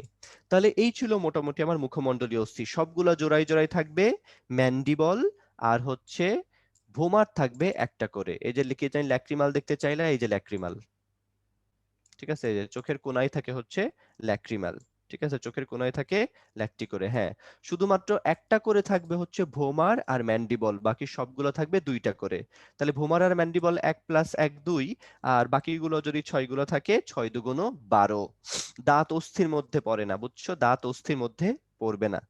আচ্ছা, তাহলে সবাইকে আমরা ক্লিয়ারলি, আমাকে একটু চ্যাট বক্সে জানাও যে তোমরা মুখমণ্ডলীয় অস্থি এবং করটিকার অস্থি সবগুলো ক্লিয়ারলি বুঝতে পারছো কিনা, তাই না? আচ্ছা, ভেরি গুড, রবিউল বলছে ইয়েস লিখে জানাও, ভেরি গুড ভেরি গুড, সবাই ক্লিয়ারলি দেখতে পাইছো, ঠিক আছে। এখন তোমাদের কাজ কি ভাইরা বলো তো? নামগুলা খুব সুন্দর করে পড়তে হবে তোমাকে, ঠিক আছে, নামগুলা খুব সুন্দর করে তোমাদেরকে পড়তে হবে। আর এই যে ভোমারটা আমি আবার দেখাই দিচ্ছি, এই যেটা হচ্ছে ভোমার, নামগুলা খুব সুন্দর করে তোমাদের পড়তে হবে, ঠিক আছে, কারণ নামগুলা কোশ্চেন কিন্তু আসবেই। আচ্ছা, তাহলে আমরা কত এটা হচ্ছে ভোমার, যে মিস করছিল তাকে দেখাই দিলাম, এটা হচ্ছে ভোমার। আচ্ছা, না এই অ্যাপটা তোমরা মোবাইলে নামাইতে পারবা না, ঠিক আছে। আচ্ছা, তাহলে তুমি খেয়াল করো এবার, তাহলে আমরা এই জিনিসটা পেরে গেলাম, তাহলে মুখমণ্ডলীয় অস্থি পেরে গেলাম। তাহলে আমরা দেখো মুখমণ্ডলীয় অস্থি পেলাম 14টা, আর করটিকার অস্থি ছিল 8টা, 8 আর 14 হচ্ছে 22টা। বাকি 6টা, বাকি 7টা কোথায় পাবো দেখো? এই যে নিচের দিকে যে বোনস বলা হয়, এই যে, এই যে নিচের দিকে বোনস বলা হয়, এটাকে বলা হয় হাইওয়েড বোনস। এই যে হাইওয়েড বোনসটা তোমরা দেখতে চাও যে ভাইয়া, এটা হচ্ছে একটা হাইওয়েড বোনস, দেখছো? এটা কি বোনস? এই যে নিচের দিকে থাকে, এটাকে আমরা বলবো হাইওয়েড বোনস, ঠিক আছে, হাইওয়েড বোনস। এই যে একটা থাকে হাইওয়েড বোনস, আর বাকি থাকবে কানের মধ্যে, এই যে কানের মধ্যে, কানের গর্তের মধ্যে যদি ঢুকে যাই আমরা, এই কানের গর্তের মধ্যে থাকবে হচ্ছে বাকি বোনস, ঠিক আছে। যে কানের গর্তের মধ্যে আমরা কি পাবো? 3টা করে বোনস পাবো না? Malleus, incus, stapes. কি বোনস পাবো বলো? ম্যালিয়াস, ইনকাস, স্টেপিস, তাই না? এই 3টা বোন পাবো। তাহলে এই কানে পাবো 3টা, এই কানে পাবো 3টা, মোট কয়টা পাবো বলো? 6টা। তবে দেখো হাইওয়েড একটা, আর কানের বোনস 3 2 6টা, 6 1 7, হ্যাঁ। এই ম্যালিয়াস, ইনকাস, স্টেপিস এগুলো অস্থি, কে রে বললো তরুণাস্থি? নাউজুবিল্লাহ নাউজুবিল্লাহ আস্তাগফিরুল্লাহ। এইচএসসি এরকম এরকম নাউজুবিল্লাহ আমার ক্যান্সার দিলে চলবে বলো? নাউজুবিল্লাহ অ্যান্সার দিলে চলবে? এগুলো হচ্ছে কানের অস্থিগুলো, সব অস্থি, কোনোভাবেই তরুণাস্থি না। ওকে, তাহলে সবাই ক্লিয়ারলি আমরা এটা কিন্তু বুঝে ফেলছে, ঠিক আছে। তাহলে এগুলো আমাদের সুন্দর করে পড়তে হবে। তাহলে মোট করটির অস্থি কতটি? ঠিক আছে, এই যে নিচের দিকে দেখো হাইওয়েড বোনস, করটির অস্থি কতটি? ঠিক আছে, করটির অস্থি কতটি? করটির অস্থি হচ্ছে মোট মিলে 29টি হয়ে গেল তাহলে, ঠিক আছে। করটির অস্থি কতটি? মোট মিলে 29টি। ওকে, আচ্ছা, ভেরি গুড, তাহলে এটা আমরা সুন্দর করে পড়ে ফেলছি। তাহলে দেখো আমরা ইনশাল্লাহ করটির আর মুখমণ্ডল অস্থি থেকে আর কোনো সমস্যা হবে না। বাচ্চারা মনে রেখো, তোমাদের মেডিকেল বলো, ভার্সিটিতে বলো, ম্যাক্সিমাম কোশ্চেন আসবে হচ্ছে করটি থেকে। ম্যাক্সিমাম কোশ্চেন আসবে কোথা থেকে? করটি থেকে, ঠিক আছে। ম্যাক্সিমাম অস্থি আসবে হচ্ছে করটি থেকে, ঠিক আছে। তাহলে এটা তোমরা সবাই সুন্দর করে পড়ে ফেলবা, কোনোভাবেই যেন মিস না যায়, ঠিক আছে। আচ্ছা, এবার চলে আসো, এই যে কোশ্চেনটা কিভাবে আসবে, নিচের কোনটি মুখমণ্ডলীয় অস্থি? দেখি মেডিকেলে কে কে চান্স পায়। আমি মেডিকেলের একটা বিগত বছরের কোশ্চেন তুলে দিচ্ছি, বলো নিচের কোনটি মুখমণ্ডলীয় অস্থি, এর অ্যান্সার দিতে পারো কিনা? নিচের কোনটি মুখমণ্ডলীয় অস্থি? দেখা যাক মেডিকেলে চান্স পাও কিনা। একদম মেডিকেলের বিগত বছরের কোশ্চেন এটা, ঠিক আছে। অলরেডি দেখো প্রায় 20 25 30 40 জন ধাপধুপ করে ভুল করে ফেলছে। এমনিই হয়, বুঝছো? মেডিকেলের পরীক্ষাতে এমনিই হবে। ইজি কোশ্চেন সবচেয়ে বেশি ভুল হয়। চান্স পায় না কেন জানো মেডিকেলে? সহজ কোশ্চেন না পারার কারণে তুমি চান্স পাবা না, বাট কঠিন কোশ্চেন না পারলে কিচ্ছু যায় আসে না, কারণ কঠিনটা ম্যাক্সিমামই পারবে না। বুঝতে পারছি? মেডিকেলে 100তে পরীক্ষা হয়, তাই না? যে ফার্স্ট হয় সে সর্বোচ্চ কত পাবে? 90 পাবে। তারপর ঢাকার মধ্যে মেডিকেল গুলো 80তে শেষ হয়ে যাবে, নর্মালি দেখবা 80তে শেষ হয়ে গেছে। বিভাগীয় মেডিকেল গুলো দেখবা 77-78-এ শেষ হয়ে গেছে, দেখবা লাস্ট মেডিকেল শেষ হয়ে গেছে 70-এ। এবং যারা চান্স পায় না, ঠিক আছে, ম্যাক্সিমামই দেখবা চান্স পায় না, তাদের মার্কস কত থাকে জানো? 65, 66, 65, 66, 67। এই জন্য মেডিকেলে চান্স না পাওয়াটা খুব কষ্টের। কেন জানো? খুব একটা বেশি মার্কের ডিফারেন্সের কারণে তুমি চান্স পাবা না তা হয় না। কারণ মেডিকেলের কোশ্চেন যখন করা হয় 60-65টা কোশ্চেন একদম পানির মতো ইজি করা হয়, বুঝছো? 60 থেকে 65টা কোশ্চেন একদম পানির মতো ইজি থাকবে। 60-65-র মধ্যে 40টা তো বিগত বছরের কোশ্চেন তুলে দেয়, হুবহু 40টা ধরে বিগত বছরের কোশ্চেন তুলে দিবে। কিন্তু যখনই তুমি 70+ তোলা শুরু করবা, তখনই তোমাকে এরকম কোশ্চেন দিয়ে কনফিউশন তৈরি করা হবে। ঠিক আছে? সেই জন্য মাথার মধ্যে রাখো ভাইয়ারা, ঠিক আছে? কঠিন কোশ্চেনের জন্য চান্স আটকাবে না, কারণ কঠিন কোশ্চেন থাকে 10টা থেকে 15টা। যে ফার্স্ট হবে তাদের ক্ষেত্রে সমান হবে। ওকে? অবশ্যই মেয়েদের ক্ষেত্রে বোনসের সংখ্যা সেম সেম থাকে, ঠিক আছে? আচ্ছা, তাহলে ভেরি গুড, অনেকেই ম্যাক্সিমাম ছেলেপেলেই ভালো অ্যান্সার দিছে। অ্যান্সার হবে ভোমার। Very good. এরকম করে যদি ম্যাক্সিমামই ভালো অ্যান্সার দাও, ইনশাল্লাহ ম্যাক্সিমামই চান্স পেয়ে যাবো, তাই না? বলো তো। আচ্ছা, ইনশাল্লাহ জুলি বলছে চান্স পেয়ে যাবে ইনশাল্লাহ। এরকম যদি তোমার মেডিকেলের পরীক্ষার হলে এই সিম্পল কোশ্চেন গুলোর অ্যান্সার দিতে পারো, মেডিকেলের পরীক্ষার হলে মাথা গরম হয়ে যদি পাগল হয়ে না যাও, ঠিক আছে? মাথা গরম হয়ে পাগল হয়ে যায়, অতিরিক্ত প্রেশার, বুঝতে পারছো? আমি বারবার বলি মেডিকেলে চান্স পায় না কেন? প্রেশারের কারণে ম্যাক্সিমাম। প্রেশার নেওয়াটাই ফ্যাক্ট। একটা পরীক্ষা 7 দিন ছুটি দিয়ে নেওয়া আর সব সাবজেক্ট একদিনে নেওয়া, দুইটা কিন্তু এক কথা না। ঠিক আছে? সো এই জন্য ইনশাল্লাহ তোমরাও চান্স পেয়ে যাবা। ওকে, চলে আসো এবার মেরুদণ্ডের মধ্যে, তাই না? তাহলে মেরুদণ্ডে মোট কতটা অস্থি থাকে বলো? 33টা অস্থি থাকে, তাই না? মেরুদণ্ডে মোট কতটা অস্থি থাকে? 33টা অস্থি থাকে। তাহলে মেরুদণ্ডের অস্থিগুলোকে আমরা ভাগ করতে পারি, তাই না? মেরুদণ্ডের অস্থিগুলোকে আমরা ভাগ করতে পারি। এই যে দেখো, গলার মধ্যে যে অস্থিগুলো থাকে আমি এভাবে মনে রাখতাম, দন্ত স, দন্ত সতে হচ্ছে সার্ভাইকাল। গ্রীবার অস্থি কি? দন্ত সতে সার্ভাইকাল, দন্ত সতে 7টি, এভাবে মনে রাখতাম, পরীক্ষায় কিন্তু বারবার আসবে। যে মেরুদণ্ডকে কয়েকটা ভাগে ভাগ করা যায়, দন্তস্বতে সার্ভাইকাল, দন্তস্বতে 7টি। তারপরে হচ্ছে দেখো, বতে বক্ষদেশীয়। বতে কি বলতাম? বতে বক্ষদেশীয়, বতে 12টি।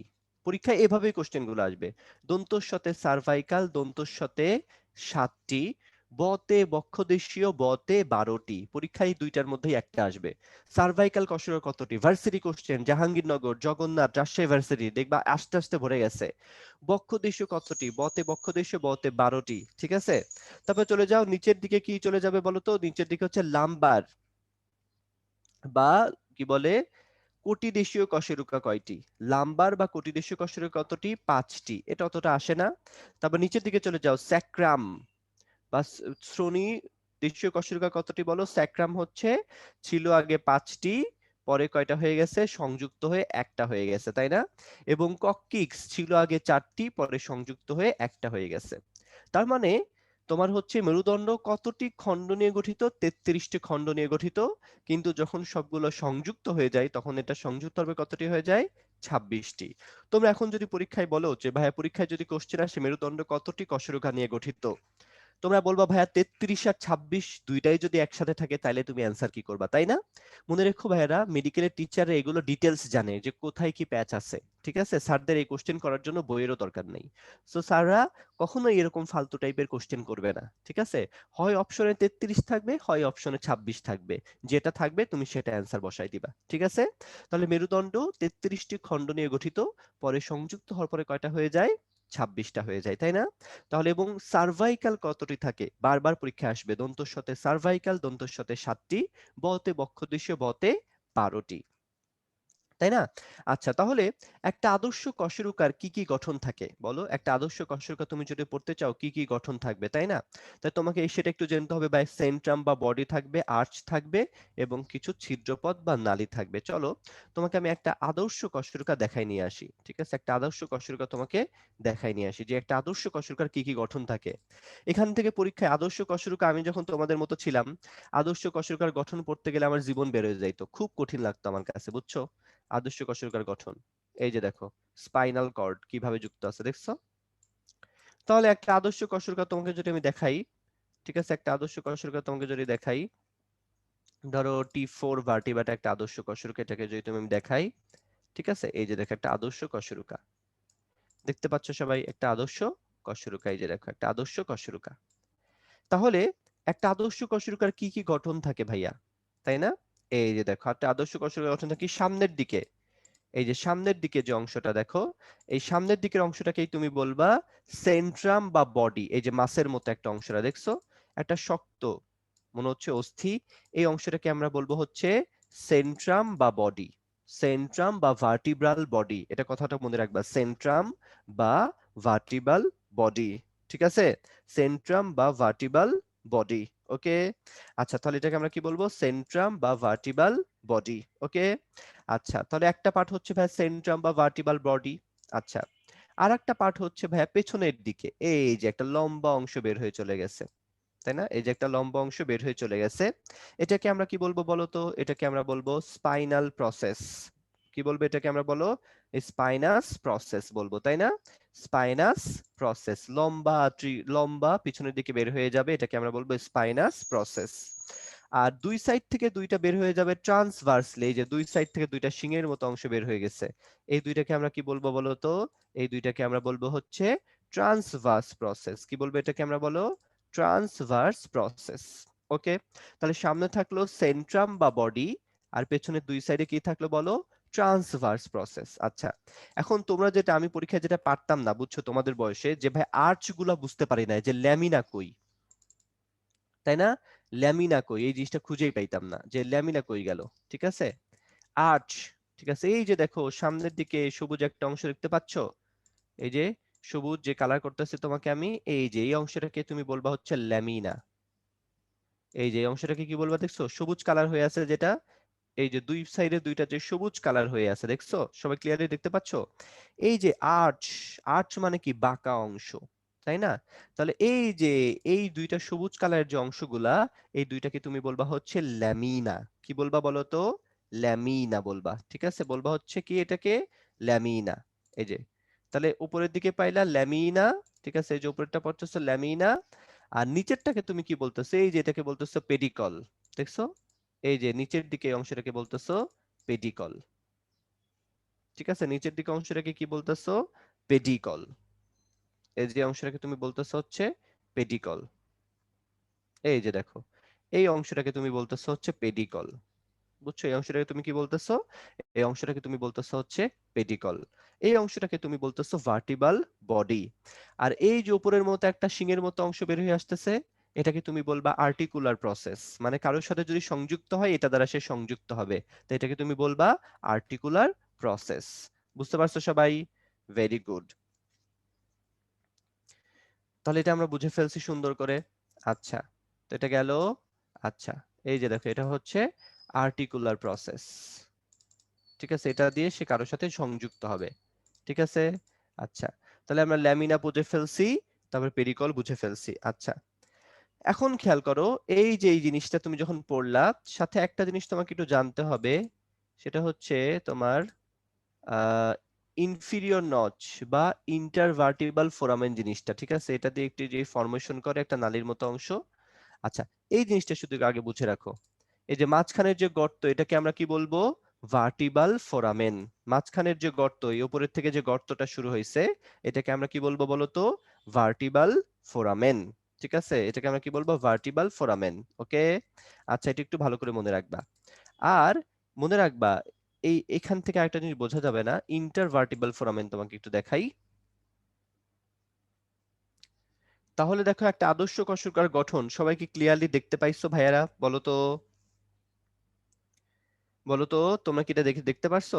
তাহলে এখান থেকে কোশ্চেনটা কিভাবে আসবে সেটা আমি একটু বলে দেখি। হ্যাঁ, যেখানে কোশ্চেন থেকে আসবে এভাবে, নিচের কোনটি আদর্শ কশেরুকার গঠনে থাকে না, সিম্পল নামগুলো আসবে যে নিচের কোনটি একটি আদর্শ কশেরুকার গঠনে থাকে না। বুঝছো? নিচের কোনটি একটি আদর্শ কশেরুকার গঠনে থাকে না। ঠিক আছে? আরে আর্চের গুলোই তো দেখালাম, আর্চের অংশই কি ছিল বলো তো? আশা বলতেছে ভাই আর্চের গঠন কোথায়? আর্চের মধ্যেই তো সামনে তোমাকে ল্যামিনার পেডিকল দেখাইলাম, ল্যামিনার পেডিকলই তো আর্চের মধ্যে। এই যে সামনের দিকের অংশটাই হচ্ছে পেডিকল, এই যে এই অংশটাই হচ্ছে পেডিকল। দেখো এই যে অংশটা সামনের দিকের, এই যে সংযুক্ত স্থল, এই যে এটা দেখো কালার চেঞ্জ হইতেছে যেটা, এটাই হচ্ছে পেডিকল। ঠিক আছে, এটা হচ্ছে পেডিকল।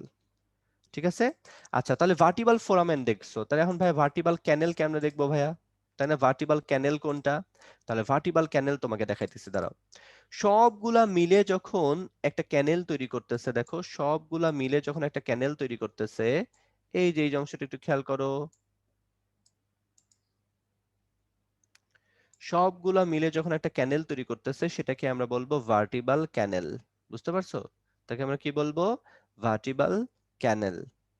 এই যে এখান থেকে একটু খেয়াল করো, সবগুলা মিলে যখন একটা ক্যানেল তৈরি করবে তাকে আমরা বলবো ভার্টিবাল ক্যানেল। দাঁড়াও,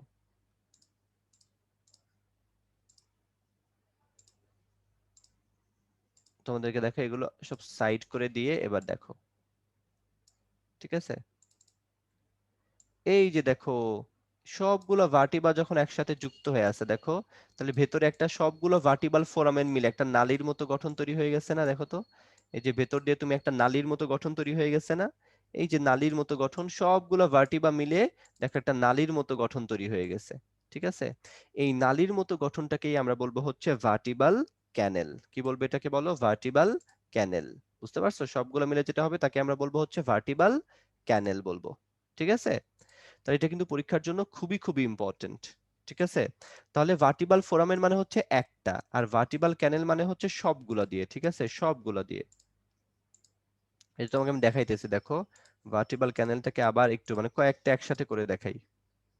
এই যে দেখো, এই যে খেয়াল করো তো, এই যে এই যে দেখো সবগুলা মিলে যখন একসাথে আছে তখন মনে হইতেছে না যে একটা ক্যানেল তৈরি হয়ে গেছে? দেখো তো ভেতর দিয়ে একটা ক্যানেল তৈরি হয়ে গেছে, তখনই সেটাকে আমরা বলবো ভার্টিবাল ক্যানেল। বুঝতে পারছো? তখনই সেটাকে আমরা বলবো হচ্ছে ভার্টিবাল ক্যানেল। বুঝতে পারছো? আচ্ছা, ভেরি গুড। ঠিক আছে, ভেরি গুড, এটা সবাই বুঝে ফেলছো। আচ্ছা, তাহলে এটা যদি আমরা বুঝে ফেলি এখন, তাহলে আমাদের হচ্ছে মেরুদণ্ডের কশেরুকাগুলো পড়া হয়েছে। আচ্ছা, এখন মেরুদণ্ডের কশেরুকা পড়ার সময়ে তোমাকে এই যে সার্ভাইকাল কশেরুকার গুলো একটু ভালো করে পড়তে হবে। সার্ভাইকাল কশেরুকার স্পেশালি প্রথমটা, এই দেখো সার্ভাইকাল কশেরুকার প্রথমটার নাম কি? অ্যাটলাস। এই যে তুমি দেখতেই পাচ্ছ ভাইয়া, অ্যাটলাসটা কিসের সাথে যুক্ত আছে বলো তো ভাইয়া? তোমাকে জানো অ্যাটলাসটা কোথা থেকে আসছে? নামটা অ্যাটলাস কথাটার মানে হচ্ছে মানচিত্র, তাই না? তাহলে এগুলো গ্রিক পুরাণ অনুসারে আসছে। আবার একটা দেবী না দেবের নামও ছিল গ্রিক পুরাণ অনুসারে, হচ্ছে অ্যাটলাস। তো অ্যাটলাসকে কি বলা হতো? যে অ্যাটলাসকে মাথায় ধারণ করে রাখে। তুমি বলো তো, অ্যাটলাস যেহেতু গোল মানচিত্রের মতো, তাহলে সেটাকে মাথায় ধারণ করে আছে কে বলো তো? এই নাম্বার ওয়ান সার্ভাইকাল ভার্টিবা আছে না? তাহলে পরীক্ষায় বারবার আসবে, প্রথম সার্ভাইকাল কশেরুকার নাম কি বলো? প্রথম সার্ভাইকাল কশেরুকার নাম হচ্ছে অ্যাটলাস। পরীক্ষায় কিন্তু বারবার আসবে, প্রথম সার্ভাইকাল কশেরুকার নাম কি? অ্যাটলাস। ঠিক আছে, প্রথম সার্ভাইকাল কশেরুকার নাম কি? অ্যাটলাস। এবং দেখো অ্যাটলাসটা দেখতে খুবই ক্ষুদ্র, এবং এর মধ্যে এটা রিং এর মতো, এই যে একটু রিয়েল আকৃতি হচ্ছে এরকম দেখা যাবে। কিসের মতো? রিং এর মতো। তো মেডিকেলে যখন স্পেশালি মেয়েরা এই কাজটা করে, মেডিকেলে যখন সবাই ফার্স্ট ইয়ারে ভর্তি হয় মেয়েরা, তখন কি করে? এটা আঙ্গুলের মধ্যে দিয়ে আংটি হিসেবে ব্যবহার করে। বুঝতে পারছো? প্রথম প্রথম তারা আংটি হিসেবে দেখায়, এই যে মেডিকেলে চান্স পাইছে দেখো আংটি হিসেবে দিয়ে ফেসবুকে ছবি দিয়ে দিবে। ঠিক আছে, এটা খুবই কমন হয়, আমাদের সাথেও দেখছি ফার্স্ট ইয়ারের সব মেয়েরাই মোটামুটি এই কাজটা করছে। বুঝতে পারছো? তোমরাও ইনশাল্লাহ করবে, এটা লেমের কিছু নাই, এত কষ্ট করে মেডিকেলে চান্স পাইছো, এটা তোমরা করতেই পারো। বুঝতে পারছো? তাহলে এটাই হচ্ছে, দেখো ফ্যাক্ট করো, তাহলে এটাই হচ্ছে তোমার কি হবে? অ্যাটলাস। দেখতে কিসের মতো? আংটি আকৃতির। দেখতে কিসের মতো বলো? আংটি আকৃতির। ঠিক আছে, এটা কিন্তু পরীক্ষার জন্য খুবই খুবই ইম্পর্টেন্ট অ্যাটলাসের গঠনগুলা। ঠিক আছে, এই যে অ্যাটলাসের গঠনগুলো খেয়াল করো, যে ভাইয়া এর ভার্টিবাল ফোরামেনটা বড়। ঠিক আছে, দেখো স্পাইনাস প্রসেসটা ছোট, স্পাইনাস প্রসেসের মতো কোনো অংশই দেখা যায় না। ঠিক আছে, ছেলেরা কি আর আংটি পরে নাকি? ছেলেরা করবে কেন? তারপরে দেখো ট্রান্সভার্স প্রসেসটাও ছোট, ঠিক আছে? এই অ্যাটলাসটা কিন্তু পরীক্ষার জন্য খুবই খুবই ইম্পর্টেন্ট। আচ্ছা, তারপরে চলে যাও, দ্বিতীয় সার্ভাইকাল কশেরুকার নাম কি? ঠিক আছে, দ্বিতীয় সার্ভাইকাল কশেরুকার নাম কি? এই যে এখানে খেয়াল করো, দ্বিতীয় সার্ভাইকাল কশেরুকার নাম হচ্ছে এক্সিস। দেখছো কিভাবে সংযুক্ত থাকে? তোমরা একটু ভালো করে আইডিয়া নিয়ে রাখো। এক্সিস, দ্বিতীয় সার্ভাইকাল কশেরুকার নাম কি বলো তো? এক্সিস। ঠিক আছে, দ্বিতীয় সার্ভাইকাল কশেরুকার নাম হচ্ছে এক্সিস। এই যে এটা হচ্ছে দ্বিতীয় সার্ভাইকাল কশেরুকা। খেয়াল করো, এই যে দ্বিতীয় সার্ভাইকাল কশেরুকা, দেখছো? দেখে মনে হয় রাজা রাজা একটা ভাব আছে। তাহলে এই এক্সিসের মাথার এই অংশটার নাম কি? এটা পরীক্ষায় কিন্তু আসে। ঠিক আছে, এক্সিসের মাথার উপরের অংশটার নাম কি? ওডোনটয়েড প্রসেস। কি হবে বলতো? এই মাথার উপরের অংশটার নাম কি বলতো? ওডোনটয়েড প্রসেস। একটু কেমন যেন থ্যাতলা থ্যাতলা মনে হয়, পরীক্ষায় কিন্তু এটাই আসে। ওডোনটয়েড প্রসেস কোথায় থাকে? অ্যাটলাসের মধ্যে, এক্সিসের মধ্যে থাকে। ওডোনটয়েড প্রসেস কোথায় থাকে বলতো? কোথায় থাকে বলতো? ওডোনটয়েড প্রসেসটা হচ্ছে এই অ্যাটলাসের মধ্যে থাকে। বুঝতে পারছো? তাহলে এটা কিন্তু মনে রাখবা, দ্বিতীয় সার্ভাইকাল কশেরুকার নাম কি? এক্সিস।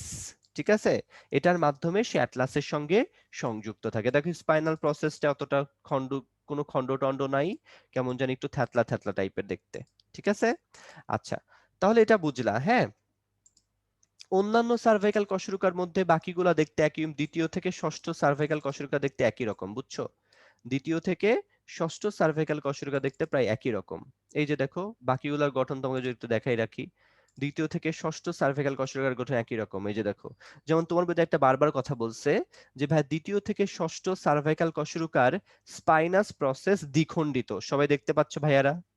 স্পাইনাস প্রসেস কেমন বলো তো? দ্বিখণ্ডিত। ঠিক আছে, দ্বিখণ্ডিত। স্পাইনাস প্রসেস কেমন বলো? দ্বিখণ্ডিত।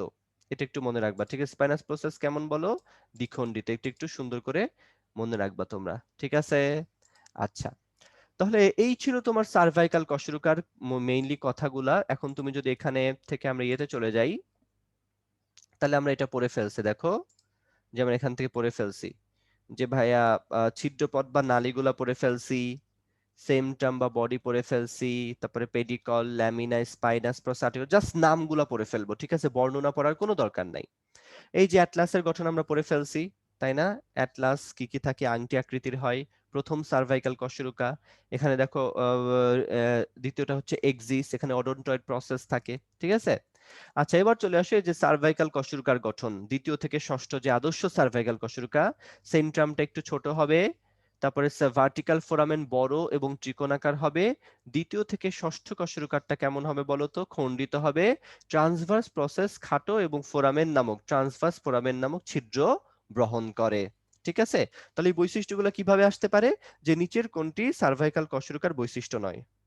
ঠিক আছে, আচ্ছা, ভার্টিবা প্রমিনেন্স কাকে বলে? ভার্টিবা থেকে যখন সামনের দিকে কোনো অংশটা প্রবর্ধিত হয় সেটাকেই আমরা বলি ভার্টিবা প্রমিনেন্স। যে উঁচু উঁচু অংশগুলো থাকবে, ঠিক আছে, অত ক্লিয়ারলি বোঝা যায় না, উঁচু অংশগুলোকেই আমরা বলি হচ্ছে ভার্টিবা প্রমিনেন্স। ঠিক আছে, এবং দেখবা আমরা যখন হচ্ছে তোমার ওই যে পিঠে, তোমার মেরুদণ্ডের পিঠে তুমি হাত দাও, দেখবা তুমি একটু ফিল করতে পারবা।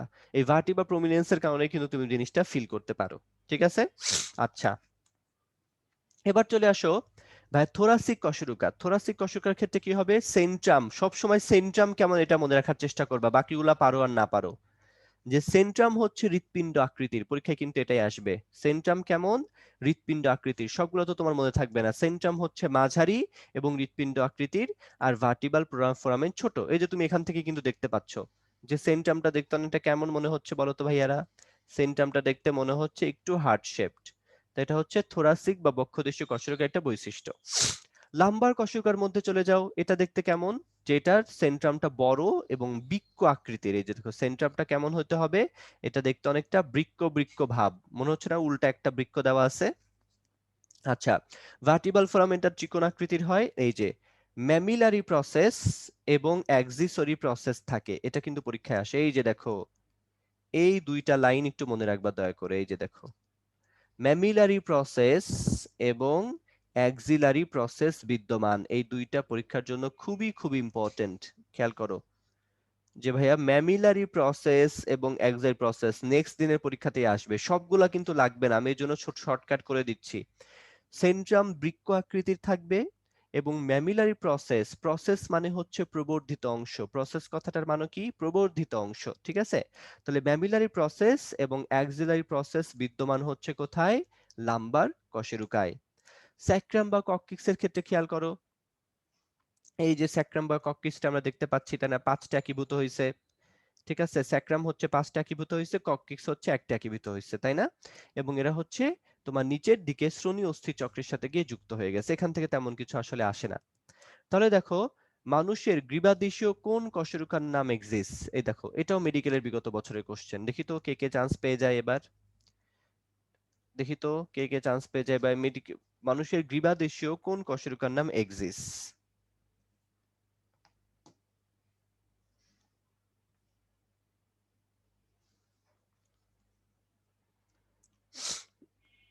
Very good, very good. আরে পোলাপাইন, তোমরা তো দেখতেছি বাঘ হয়ে গেছো, ঠিক আছে?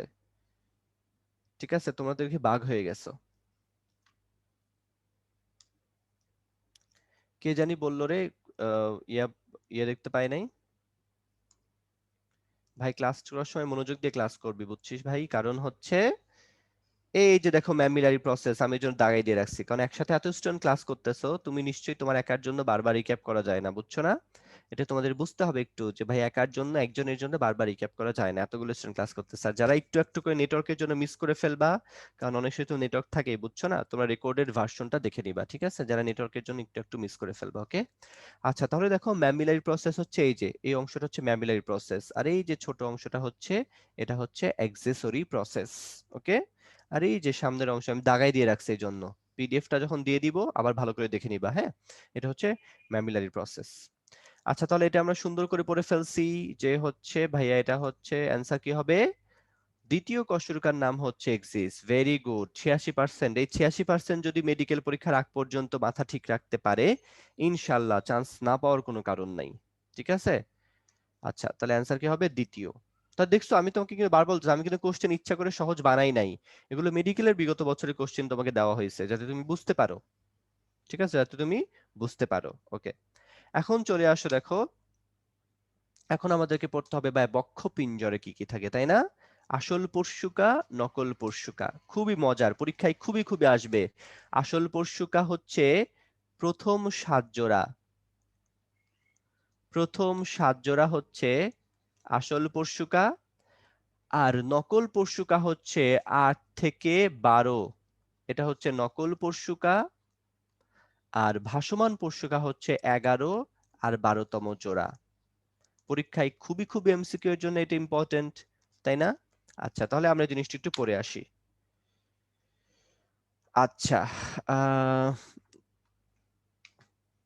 এক্সিসের স্পাইনাস প্রসেস দ্বিখণ্ডিত নয়। আচ্ছা, খেয়াল করো এখন আমরা তাহলে বক্ষ পিঞ্জরটা দেখো সুন্দর করে দেখে আসি আগের মতো, ঠিক আছে? আগের মতো দেখে আসি যে বক্ষ পিঞ্জরটা ভাইয়া কেমন দেখা যায়।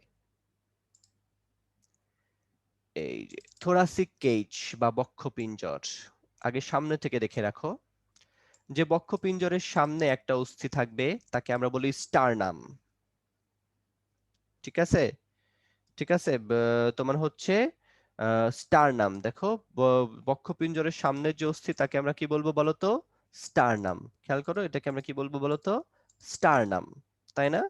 তাহলে তোমাকে প্রথমেই লাগতে হবে নকল পরশুকা আসলে বলা উচিত 8 থেকে 12, তোমার তোমাদের বই অনুসারে তোমরা 8 9 10 বলবা, ঠিক আছে? আসলে বলা উচিত 8 থেকে 12, বা তোমাদের বই অনুসারে বলবা 8 9 10, ঠিক আছে? আচ্ছা, খেয়াল করো, তাহলে স্টার নামের তিনটা অংশ, একটা হচ্ছে ম্যানোব্রিয়াম। এই দেখো স্টার নামের তিনটা অংশ, নামগুলো পড়ো, শুধু নাম। পরীক্ষায় এভাবে কোশ্চেন আসবে, নিচের কোনটি ম্যানোব্রিয়ামের অংশ নয়? এক, কি বলে নিচের কোনটি স্টার নামের অংশ নয়? তাহলে প্রথমে দেখো ম্যানোব্রিয়াম, ম্যানোব্রিয়ামের পরে কি থাকতেছে? বডি থাকতেছে, আর নিচে ছোট্ট করে থাকতে হচ্ছে জিফয়েড প্রসেস। তাহলে স্টার নামের তিনটা অংশ, একটা হচ্ছে জিফয়েড প্রসেস, আর একটা হচ্ছে স্টারনাম, এবং আর একটা হচ্ছে কি বলতো? ম্যানোব্রিয়াম, ঠিক আছে? এবং এদের সাথে 12 জোড়া পরশুকা যুক্ত হয়েছে, যে দেখো 12 জোড়া পরশুকা সামনে স্টারনামের সাথে যুক্ত হয়ে পেছনে গিয়ে কোথায় যুক্ত হয়ে গেছে বলো? ভার্টিব্রার সাথে বা কশেরুকার সাথে গিয়ে যুক্ত হয়ে গেছে, তাই না? পেছনে গিয়ে দেখো কশেরুকার সাথে যুক্ত হয়ে গেছে, তাই না? আচ্ছা, এখন খেয়াল করো ভাইয়া আসল পরশুকা কাকে বলে। দেখো প্রথম যে 7 জোড়া পরশুকা, 1 2 3 4 5 6 7। প্রথম 7 জোড়া দেখো, আমি তোমাকে কালার করে দেখাইছি। এই 7 জোড়া পরশুকা সরাসরি স্টার নামের সাথে যুক্ত হয়ে আছে। তাই যুক্ত হয়ে আছে, দেখো তো, সরাসরি স্টার নামের সাথে যুক্ত হয়ে আছে। খেয়াল করো, সরাসরি কিসের সাথে যুক্ত আছে বলো তো? স্টার নামের সাথে যুক্ত হয়ে আছে, তাই না? তাহলে প্রথম 7 জোড়া পরশুকা সরাসরি স্টার নামের সাথে যুক্ত হয়ে থাকে, তাই এদেরকে আমরা বলবো হচ্ছে আসল পরশুকা। কি বলবো এদেরকে আমি বলো তো? আসল পরশুকা। আর খেয়াল করো যে 8 9 এবং 10 নম্বর পরশুকা, খেয়াল করো 8 9 এবং 10 নম্বর পরশুকা, এই যে দেখো 8 9 এবং 10 নম্বর পরশুকা, খেয়াল করো এরা সরাসরি স্টার নামের সাথে যুক্ত নাই, এরা গিয়ে কোথায় হয়েছে? 8 9 এবং 10 এই তিনজন মিলে আগে মিলিত হয়েছে, মিলিত হয়ে তারপর তারা 7 নম্বরের সাথে গিয়ে যুক্ত হয়েছে। তাহলে 8 9 এবং 10 কে তুমি কি বলবা? নকল পরশুকা। 8 9 এবং 10 কে তুমি কি বলবা? নকল পরশুকা। আর এই যে পেছনের দিকে চলে যাও, 11 আর 12 দিকে চলে যাও তো, এই বেচারা দুইটা ছোট ছোট পরশুকা ভাইসা আছে, দেখো ছোট ছোট পরশু দুটা কি আছে? এটা 11 নম্বর, এটা 12 নম্বর, দেখছো? এরা কারোর সাথে যুক্ত হতে পারছে? কাছাকাছি আসতে পারে নাই, পেছন থেকে এরকম করে একটুখানি বের হয়ে আছে। এরা কারোর সাথে যুক্তই হতে পারে নাই। ওরা তো কারো না কারোর সাথে যুক্ত হয়েছে, এরা কারোর সাথে যুক্তই হতে মনে হচ্ছে যে ভেসে আছে, তাই না?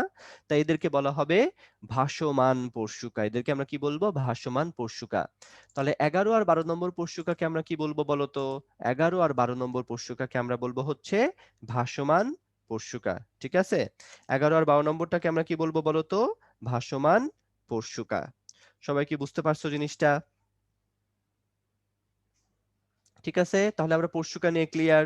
আমাকে একটু চ্যাট বক্সে জানাই দাও তো পরশুকা নিয়ে সবাই ক্লিয়ার কিনা। ঠিক আছে, হ্যাঁ। তাহলে 11 আর 12 নম্বর, তোমরা যে কাউকে ঘুষি দিতে চাও, দেখো অ্যানাটমি জানলে ঘুষিটা দিতে হবে কোন সাইডে, বুঝছো তো? পেছন সাইড থেকে ঘুষিটা দিবা। এই যে এই সাইড থেকে, এই সাইড থেকে ঘুষিটা দিবা, তাহলে কি হবে? 11 আর 12টা দেখো ফাঁকা জায়গা, তাই না? একদম এখান থেকে ভেঙে এর সাইডে কিডনি থাকে, কিডনির মধ্যে ভেঙে পরশুকাটা ঢুকে যাবে, বুঝছো? কিন্তু সামনে থেকে মারলে কিন্তু এই পরশুকাগুলো তাকে প্রোটেকশন দিবে। ঠিক আছে, তাহলে 11 আর 12টাকে আমরা কি বলবো? ভাসমান পরশুকা। ঠিক আছে, তাহলে আমরা নকল পরশুকা বলবো 3 জোড়া, 8 9 10। ঠিক আছে, 8 9 10। ঠিক আছে, আচ্ছা। হ্যাঁ, কি করবা এই জন্য দেখছো অ্যানাটমি জানলে কিন্তু মেরে ফেলে দেওয়া ইজি। ঠিক আছে, আচ্ছা। তো চলে আসো, এটা একটা জিনিস পড়লা তোমরা।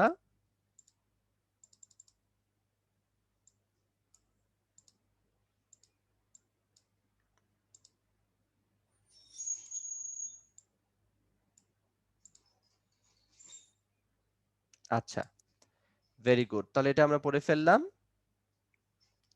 কে জানি জুগুলার নচ করে করে পাগল হয়ে যাইতেছিল, যেটা পরীক্ষায় আসে না। আমি তো জানি, বুঝছো, অ্যাডমিশনে চান্স পায় না কেন ছেলে পেলে জানো?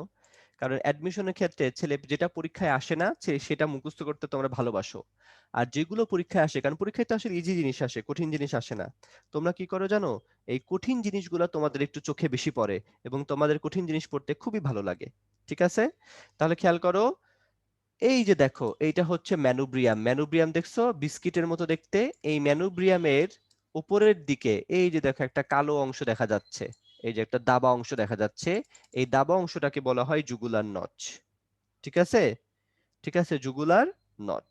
ওকে, তুমি কি জানো একটা গুলি কত বেগে চলে? যে একটা গুলি কত বেগে চলে?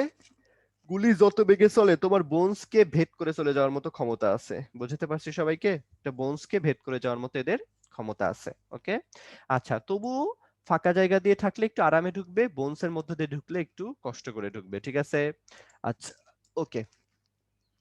তাহলে এটা আমরা বুঝে ফেললাম মোটামুটি। তাহলে আমি একটা ছোট্ট ব্রেক দিয়ে দেই এখন। আমাদের মোটামুটি হচ্ছে তোমার বক্ষপিঞ্জর বা এই পরশুকাগুলো কিন্তু পড়া হয়ে গেছে। ঠিক আছে, এগুলো কিন্তু মোটামুটি পড়া হয়ে গেছে। আমরা উপাঙ্গীয় কঙ্কালের মধ্যে এখন যেতে পারবো এরপরে। ঠিক আছে, তাহলে আমি একটা ছোট্ট ব্রেক দেই। এখন বাজে হচ্ছে 9টা 4, আমরা ঠিক 9টা 10-এ শুরু করব।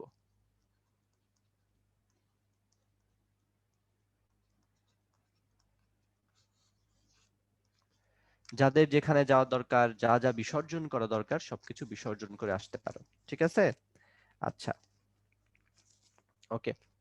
আর যারা আছো তারা আমার সাথে মোটামুটি এখন তোমরা একটু গল্পগুজব করতে পারো, কোনো সমস্যা নাই। ঠিক আছে, গল্পগুজব করতে পারো। আর বাকিরা আমরা একটু রিফ্রেশ করি। বলো, টায়ার্ড হয়ে গেছি, সবসময় পড়াশোনা করতে ভালো লাগে না, ঠিক না বলো? সবসময় পড়াশোনা করতে কিন্তু ভালো লাগে না। আচ্ছা, আচ্ছা তোমাদের আমি এবার তোমরা, হ্যাঁ,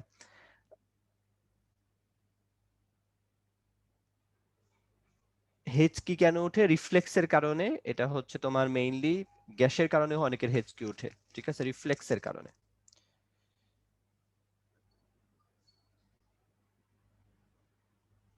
আচ্ছা, মেডিকেলে পাশ করার পরের গতি কি? আচ্ছা, শুভ জিজ্ঞেস করছে, মেডিকেলে পাশ করার পরে ভাইয়া আবার অ্যাডমিশন দিতে হবে পোস্ট গ্রাজুয়েশনের জন্য, এফসিপিএস এমডি। ওখানকার অ্যাডমিশন আরো কঠিন, খুবই কঠিন, সিট কম, সেখানে অ্যাডমিশন দিয়ে আবার তোমাকে করতে হবে। ঠিক আছে, মেহেদি বলছে ভাই আপনি কোন ইয়ারে আছো? ভাই আমি ফাইনাল ইয়ারে আছি, বুঝছো, করোনার জন্য ফাইনাল এক্সামটা আটকায় আছে। ঠিক আছে। আচ্ছা, তারপরে হচ্ছে আহ তারপরে হচ্ছে বেশি ইম্পর্টেন্ট সেগুলো কিভাবে বুঝবো? Very good question Minhajul. মেডিকেলের জন্য বেশি ইম্পর্টেন্ট টপিকস কোনগুলো? এক, তোমাকে দাগানো বই দেওয়া হচ্ছে সেটা দেখে তুমি বুঝবা। দুই, অবশ্যই অবশ্যই তোমরা করবা কি, বায়োলজি কোশ্চেন ব্যাংক দেখে সেখান থেকে মেডিকেলে বিভিন্ন ভার্সিটিতে কত কোশ্চেন, আমি নিজে তাই করতাম, প্রতিটা চ্যাপ্টার পড়া শেষ করে সেখান থেকে মেডিকেলে কোশ্চেনগুলো ভালো করে পড়তাম। মেডিকেলের বিগত বছর কোশ্চেনগুলো কোন টপিকস থেকে আসছে সেগুলো মুখস্থ করতাম। তারপরে হচ্ছে তোমার হচ্ছে কি বলে, আহ Dhaka varsity, Jahangirnagar, Jagannath, Rajshahi varsity, Khulna varsity, এই সকল কোশ্চেন গুলো সুন্দর করে সলভ করে ফেলতাম। ঠিক আছে। আচ্ছা, মেডিকেলের ভাইবা, ভর্তি ভাইবা বলে কিছু নাই, জাস্ট একটু ফর্মালিটিস, তোমার ওই সার্টিফিকেট চেক করা, এগুলো কোনো ভাইবা টাইবা না। ঠিক আছে, ভাইবা বলতে যা বোঝায় এরকম কোনো ভাইবা হয় না, কোনো কোশ্চেন জিজ্ঞেস করা না, তোমার সার্টিফিকেট চেক করা।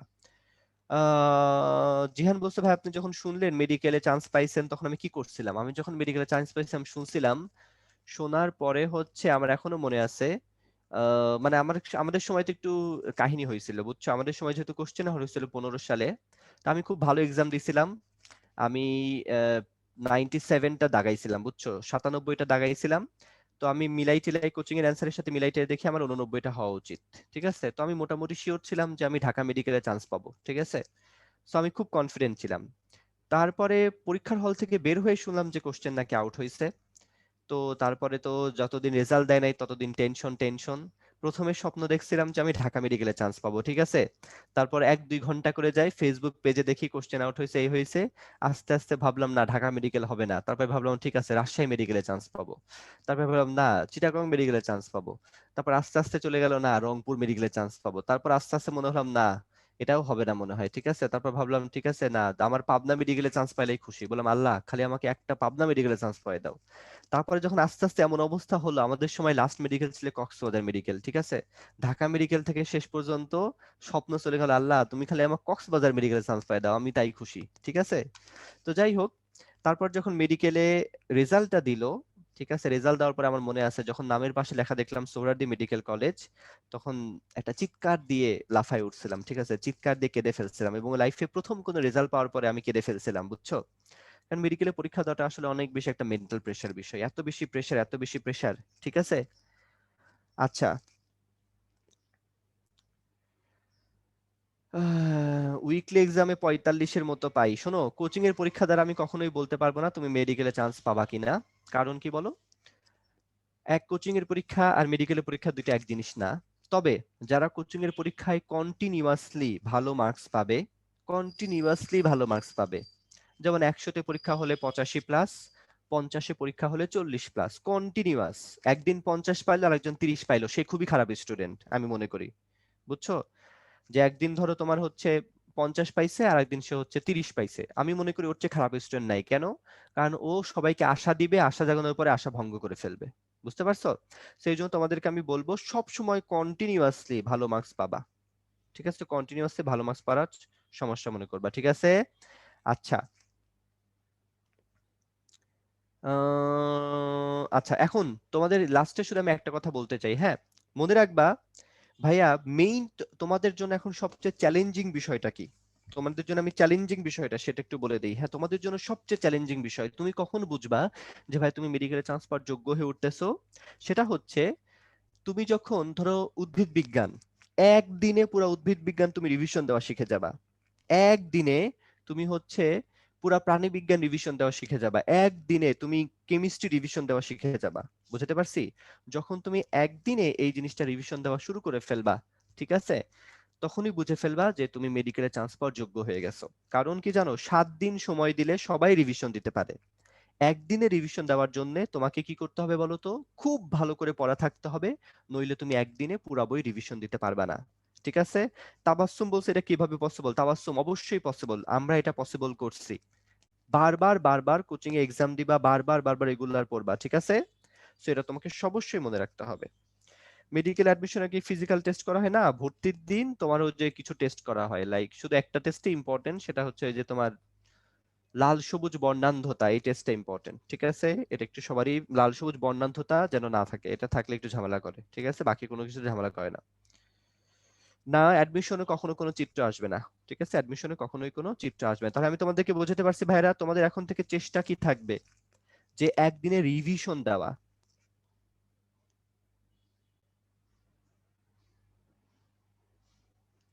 তিথি একটা ভালো কথা বলছে, ভাই জিকে আর ইংলিশে কি করব? মনে রাখবা, তুমি ঢাকার মধ্যে মেডিকেলে যদি ঢুকতে চাও, অবশ্যই তোমাকে ইংলিশ আর জিকে ভালো করতে হবে।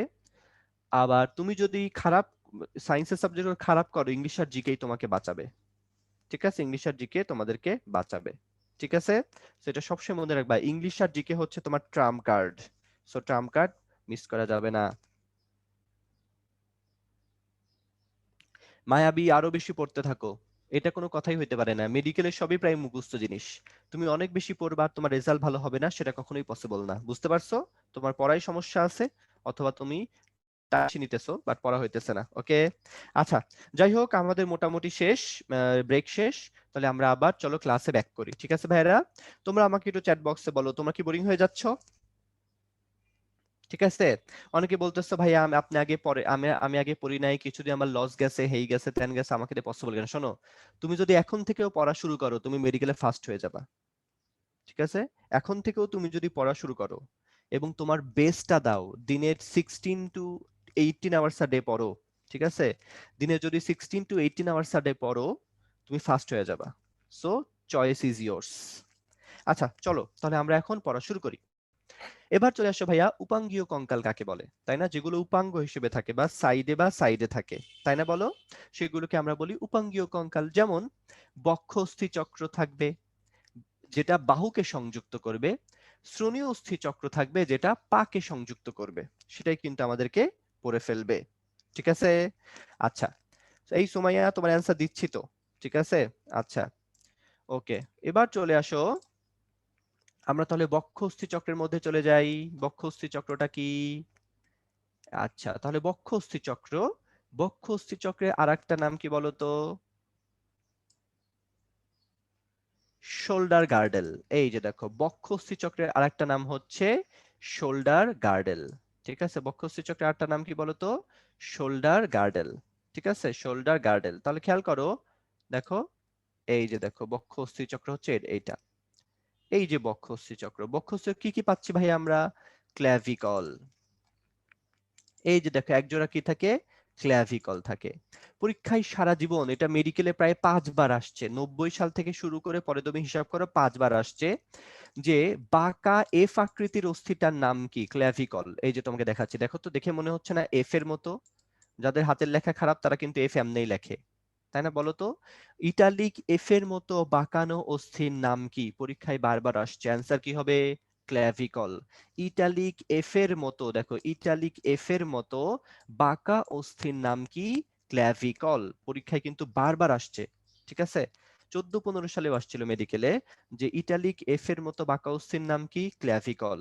এবং তোমরা সবাই জানো যে ভাইয়ের আরেকটা নাম হচ্ছে বিউটি বোনসও বলা হয়। এটাকে কি বলা হয়? বিউটি বোনস বলা হয়। তার মানে যে মেয়ের এই ক্ল্যাভিকল, শুনো, ছেলেদের ক্ষেত্রে বলি, তোমরা তো মেয়েদের এদিক সেদিক তাকাও, তোমরা আগে দেখবা হচ্ছে ক্ল্যাভিকল।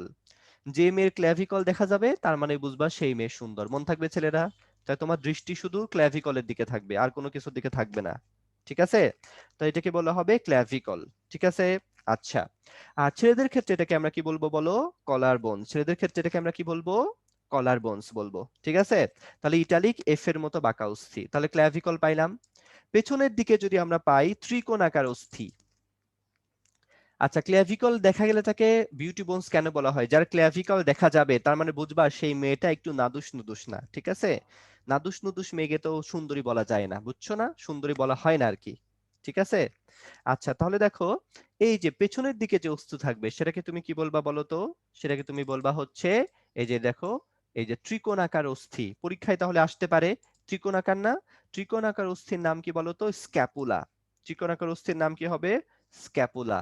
ওকে, এই যে দেখো স্ক্যাপুলা হচ্ছে ত্রিকোণাকার অস্থি, দেখছো ত্রিভুজাকার একটা অস্থি, এটাকে আমরা বলবো স্ক্যাপুলা। স্ক্যাপুলার মধ্যে দুইটা প্রসেস বা প্রবর্ধিত অংশ আছে, এই প্রসেস দুইটার নাম পড়তে হবে। যেমন এই যে দেখো উপরের দিকে একটা প্রসেস আছে, এই প্রসেসটাকে আমরা কি বলবো? এই প্রসেসটাকে আমরা বলবো হচ্ছে অ্যাক্রোমিয়াল প্রসেস। এই যে উপরের দিকের যে প্রসেসটা, বুঝছো, এটাকে আমরা বলবো অ্যাক্রোমিয়াল প্রসেস। আর নিচের দিকে যে প্রসেস এই সাইডে যেটা, এটা এই প্রসেসটাকে আমরা কি বলবো? Coracoid process. তাহলে দুইটা প্রসেস, তাহলে এখানে একটা পাইলাম অ্যাক্রোমিয়াল প্রসেস বা প্রবর্ধিত অংশ, এখানে পাইলাম কোরাকয়েড প্রসেস, ঠিক আছে?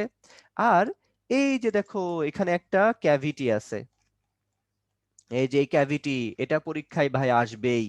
এই একটা জিনিস মাথার মধ্যে গেঁথে ফেলো, স্ক্যাপুলাতে একটা গহ্বর থাকে, এই গহ্বরটার নাম হচ্ছে গ্লেনয়েড গহ্বর। স্ক্যাপুলাতে একটা গহ্বর থাকে, তার নাম কি বলতো? গ্লেনয়েড গহ্বর। পরীক্ষায় বারবার আসবে 100% এটা, ঠিক আছে?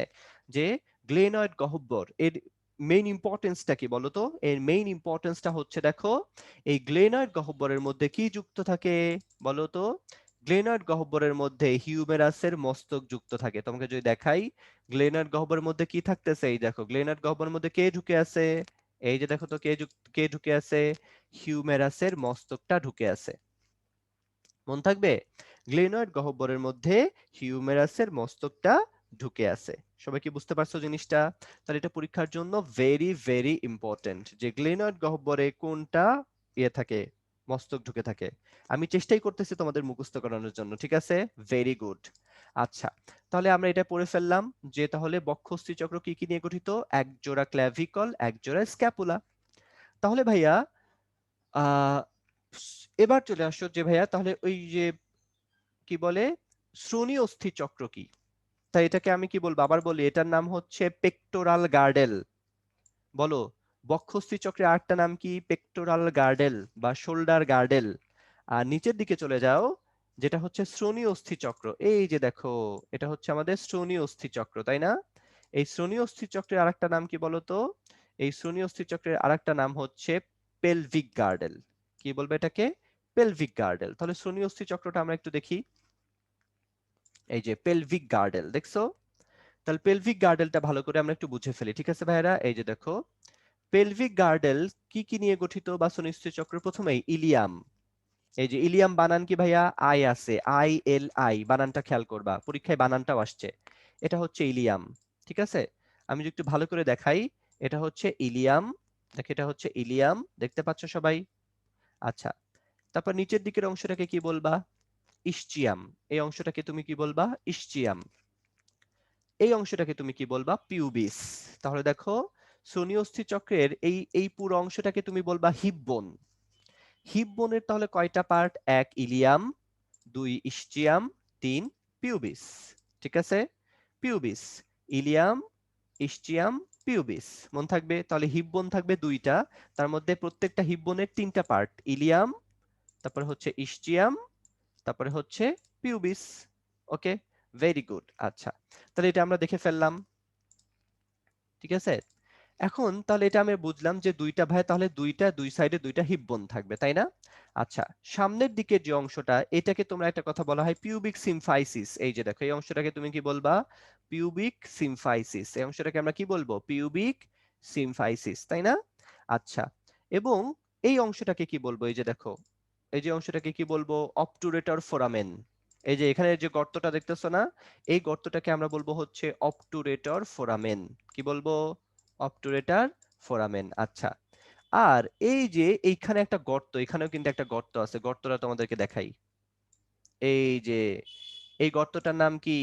বলো, এই গর্তটার নাম কি? বলো তো, এই গর্তটার নাম কি? বলো তো, কে বলতে পারবা? অ্যাসিটাবুলাম। Very good, acetabulum. এটাকে আমরা কি বলবো? Acetabulum, very good, acetabulum. তাহলে অ্যাসিটাবুলামের মধ্যে কোনটির মস্তক ঢুকে থাকে বলো? অ্যাসিটাবুলামের মধ্যে কোনটির মস্তক ঢুকে থাকে? পরীক্ষায় বারবার আসবে। অ্যাসিটাবুলামের মধ্যে কোনটির মস্তক ঢুকে থাকে? ফিবারের মস্তক ঢুকে থাকে। Very good. এই তো ছেলে পেলে অস্থির, চান্স পাবা না মানে। আচ্ছা, তাহলে এটা আমরা কি পাইছিলাম বলতো? অবটুরেটর ফোরামেন। এই যে এটা এখানে একটা গর্ত ছিল, এই যে ফাঁকা জায়গা, একজন যে হিসেবে অবটুরেটর ফোরামেন কি, এই যে গর্ত ফাঁকা জায়গাটাকে তুমি বলতেছো অবটুরেটর ফোরামেন। ঠিক আছে, তাহলে এই জিনিসটাও আমরা সুন্দর করে বুঝে ফেলছি, তাই না? ক্লিয়ারলি বুঝে ফেলছি। আচ্ছা, এখন তাহলে আমাদের পড়তে হবে ভাইয়া, যেই বাহুর শনি অস্থি চক্রও পড়লাম, তাহলে এখন আমাদের বাহুর অস্থি চক্রগুলো একটু ভালো করে পড়ে ফেলতে হবে। ঠিক আছে, যে উপাঙ্গীয় কঙ্কালগুলো কি কি থাকে, তাই না? উপাঙ্গীয় কঙ্কালগুলো কি কি থাকে এগুলো একটু ভালো করে পড়ে ফেলতে হবে আমাদেরকে। ঠিক আছে, আচ্ছা, উপাঙ্গীয় কঙ্কাল কি কি থাকে সেগুলো একটু আমাদেরকে ভালো করে এখন পড়ে ফেলতে হবে, তাই না? আচ্ছা, তাহলে তুমি খেয়াল করো, প্রথমে এটার ক্ষেত্রে চলে আসো, এটাকে আমরা কি বলবো? হিউমেরাস, তাই না? এটাকে আমরা কি বলবো? হিউমেরাস। দুই সাইডে দুইটা থাকতেছে হিউমেরাস, তাই না? এটাকে আমরা বলবো হিউমেরাস। আচ্ছা, হিউমেরাসের স্ট্রাকচারটা পরীক্ষার জন্য খুবই খুবই ইম্পর্টেন্ট। দেখো, হিউমেরাসের এই যে অংশটা হচ্ছে মস্তক, এই অংশটাকে কি বলবা? এই যে দেখো মস্তক, তাই না? আচ্ছা, হিউমেরাসের এই অংশটাকে আমরা বলবো হচ্ছে মস্তক। ঠিক আছে, আচ্ছা, ভেরি গুড, এটাকে আমরা বলবো মস্তক। আচ্ছা, এখন হিউমেরাসের মস্তকের মধ্যে যদি আমরা যাই তাহলে একটু খেয়াল করো তো, এই মস্তকের এই অংশটা একটু খেয়াল করো, যে মস্তকের মধ্যে কি থাকে বলতো ভাইয়ারা? এই যে মস্তকের মধ্যে দুইটা, দেখো, গ্রীবা পাওয়া যায়। এই গ্রীবাটা একটু তোমাকে ভালো করে পড়তে হবে। ঠিক আছে, গ্রীবাটা একটু ভালো করে পড়তে হবে। তাহলে প্রথমে খেয়াল করো, হিউমেরাসের দেখো এখানে যে গ্রীবাটা পাওয়া যাচ্ছে, ঠিক আছে, এই যে হিউমেরাসের দেখো এই অংশটা, এই যে এটাকে তুমি বলবা হচ্ছে অ্যানাটমিক্যাল গ্রীবা। মাথা আর বডির সংযোগস্থলকে বলবা অ্যানাটমিক গ্রীবা। আর এই যে অংশটা, এই অংশটাকে তুমি বলবা সার্জিক্যাল গ্রীবা। এই অংশটাকে তুমি কি বলবা বলো তো ভাইয়ারা? এই অংশটাকে তুমি বলবা হচ্ছে সার্জিক্যাল গ্রীবা। বুঝতে পারছো? তাহলে উপরের অংশটাকে তুমি কি বলতেছো বলো তো? এটাকে তুমি বলবা হচ্ছে অ্যানাটমিক্যাল গ্রীবা। অ্যানাটমিক্যাল কেন? কারণ মস্তকার, বাস্তবে এটা মস্তকার গ্রীবার সংযোগস্থলে, তাই বলতেছে অ্যানাটমিক্যাল গ্রীবা। আর এই অংশটা তুমি যদি কখনো এখানে আঘাত করো, এটা হচ্ছে সবচেয়ে ভঙ্গুর অংশ। এটা কেমন অংশ বলো?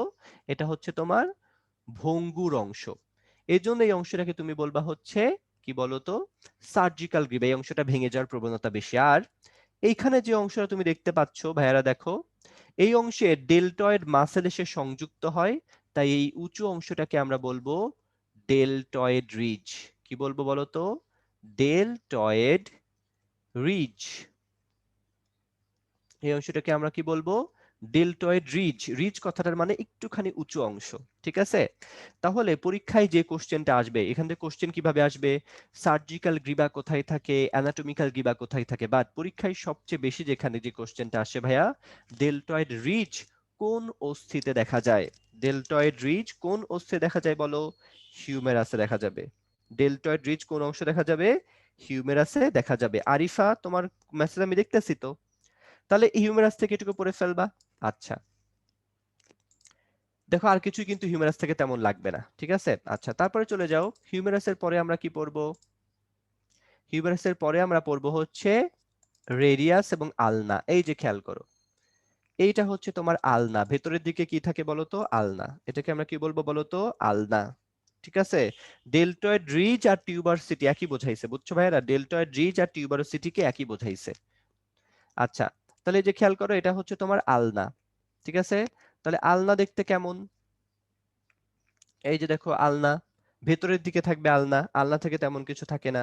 ঠিক আছে, এই যে দেখো ভেতরেরটা, এই যে দেখো আমি কালার করে রাখছি অলরেডি, এই যে কালার করে রাখছি, এটা হচ্ছে আলনা। ঠিক আছে, যেটা কালার করে রাখছি সেটা হচ্ছে আলনা। ঠিক আছে, কোন এটাকেই বলা হয় আলনা। তামান্না, তোমার মেসেজ তো পড়ি ভাইয়া, আর এতজন একসাথে মেসেজ দিলে তো দেখা যায় না, বুঝছো? আর এই সাইডেরটাকে তুমি বলবা রেডিয়াস। বুঝছো, বাইরের দিকে হচ্ছে রেডিয়াস আর ভেতরের দিকে হচ্ছে আলনা। আলনা নাকি রগ, এটা কোনো কথা রে ভাই? এটা কোনো কথা রে ভাই? নাউজুবিল্লাহ মার্কা কোশ্চেনটা একটু খেয়াল করো। এই নাউজুবিল্লাহ মার্কা অ্যান্সার কেন দাও? এই যে খেয়াল করো, এইটা হচ্ছে আলনা, খেয়াল করো এটা হচ্ছে আলনা, ঠিক আছে? তাহলে আলনার একটা জিনিস কিন্তু পরীক্ষায় বারবার আসে। এই যে এখানে একটা প্রসেস দেখতে পাচ্ছ, এই প্রসেসটার নাম হচ্ছে ওলিক্র্যানন প্রসেস। এই যে উপরে একটা প্রসেস দেখতে পাচ্ছ না সামনের দিকে? এই প্রসেসটাকে বলা হয় ওলিক্র্যানন প্রসেস। পরীক্ষায় কিন্তু বারবার এই কোশ্চেনটা আসবে। একটা একটা করে ওয়ার্ড পড়বা, তাই তো হয়ে গেল। এটাকে আমরা কি বলবো বলো? ওলিক্র্যানন প্রসেস। এটাকে আমরা বলবো হচ্ছে ওলিক্র্যানন প্রসেস। পরীক্ষায় কিন্তু বারবার আসে এই ওয়ার্ডটা। ওলিক্র্যানন প্রসেস কিসের অংশ? আলনার অংশ। মনে থাকবে, ওলিক্র্যানন প্রসেস কিসের অংশ? আলনার অংশ। এটা একটু মনে রাখবা, ঠিক আছে? আচ্ছা, তাহলে এবার তাহলে রেডিয়াস কোনটা ভাইয়া? এই যে সাইডের এই অংশটাই হচ্ছে রেডিয়াস। এই যে দেখো, এটাকে তুমি বলবা হচ্ছে রেডিয়াস। রেডিয়াস থেকে তেমন কিছু পরীক্ষায় আসে না, বুঝছো? রেডিয়াস থেকে তেমন কিছু পরীক্ষায় আসে না, মনে রাখবা রেডিয়াস বাইরের দিকে আসে। ওকে, আচ্ছা, তাহলে আলনা ভেতরের দিকে, রেডিয়াস বাইরের দিকে। তারপর চলে আসো, এখানে আমরা কি পড়বো? এটাকে আমরা বলবো কার্পাল বোনস। এই যে এখানে কবজির অস্থি। তাহলে আমরা কবজির অস্থিগুলো একটু দেখে ফেলি। এগুলোকে আমরা বলবো কবজির অস্থি বা কার্পাল বোনস। কবজির অস্থি বা কার্পাল বোনস, এগুলো আমরা সরাই ফেলি, তাহলে ভালো করে দেখতে পাবো। কবজির অস্থি বা কার্পাল বোনস।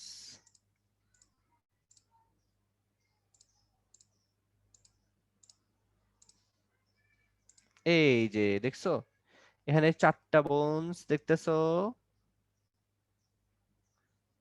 ঠিক আছে? তাহলে খেয়াল করো, কবজির অস্থি বা কার্পাল বোনস, ঠিক আছে? এই দেখো, তাহলে এটা কি দিয়ে মনে রাখো তোমরা?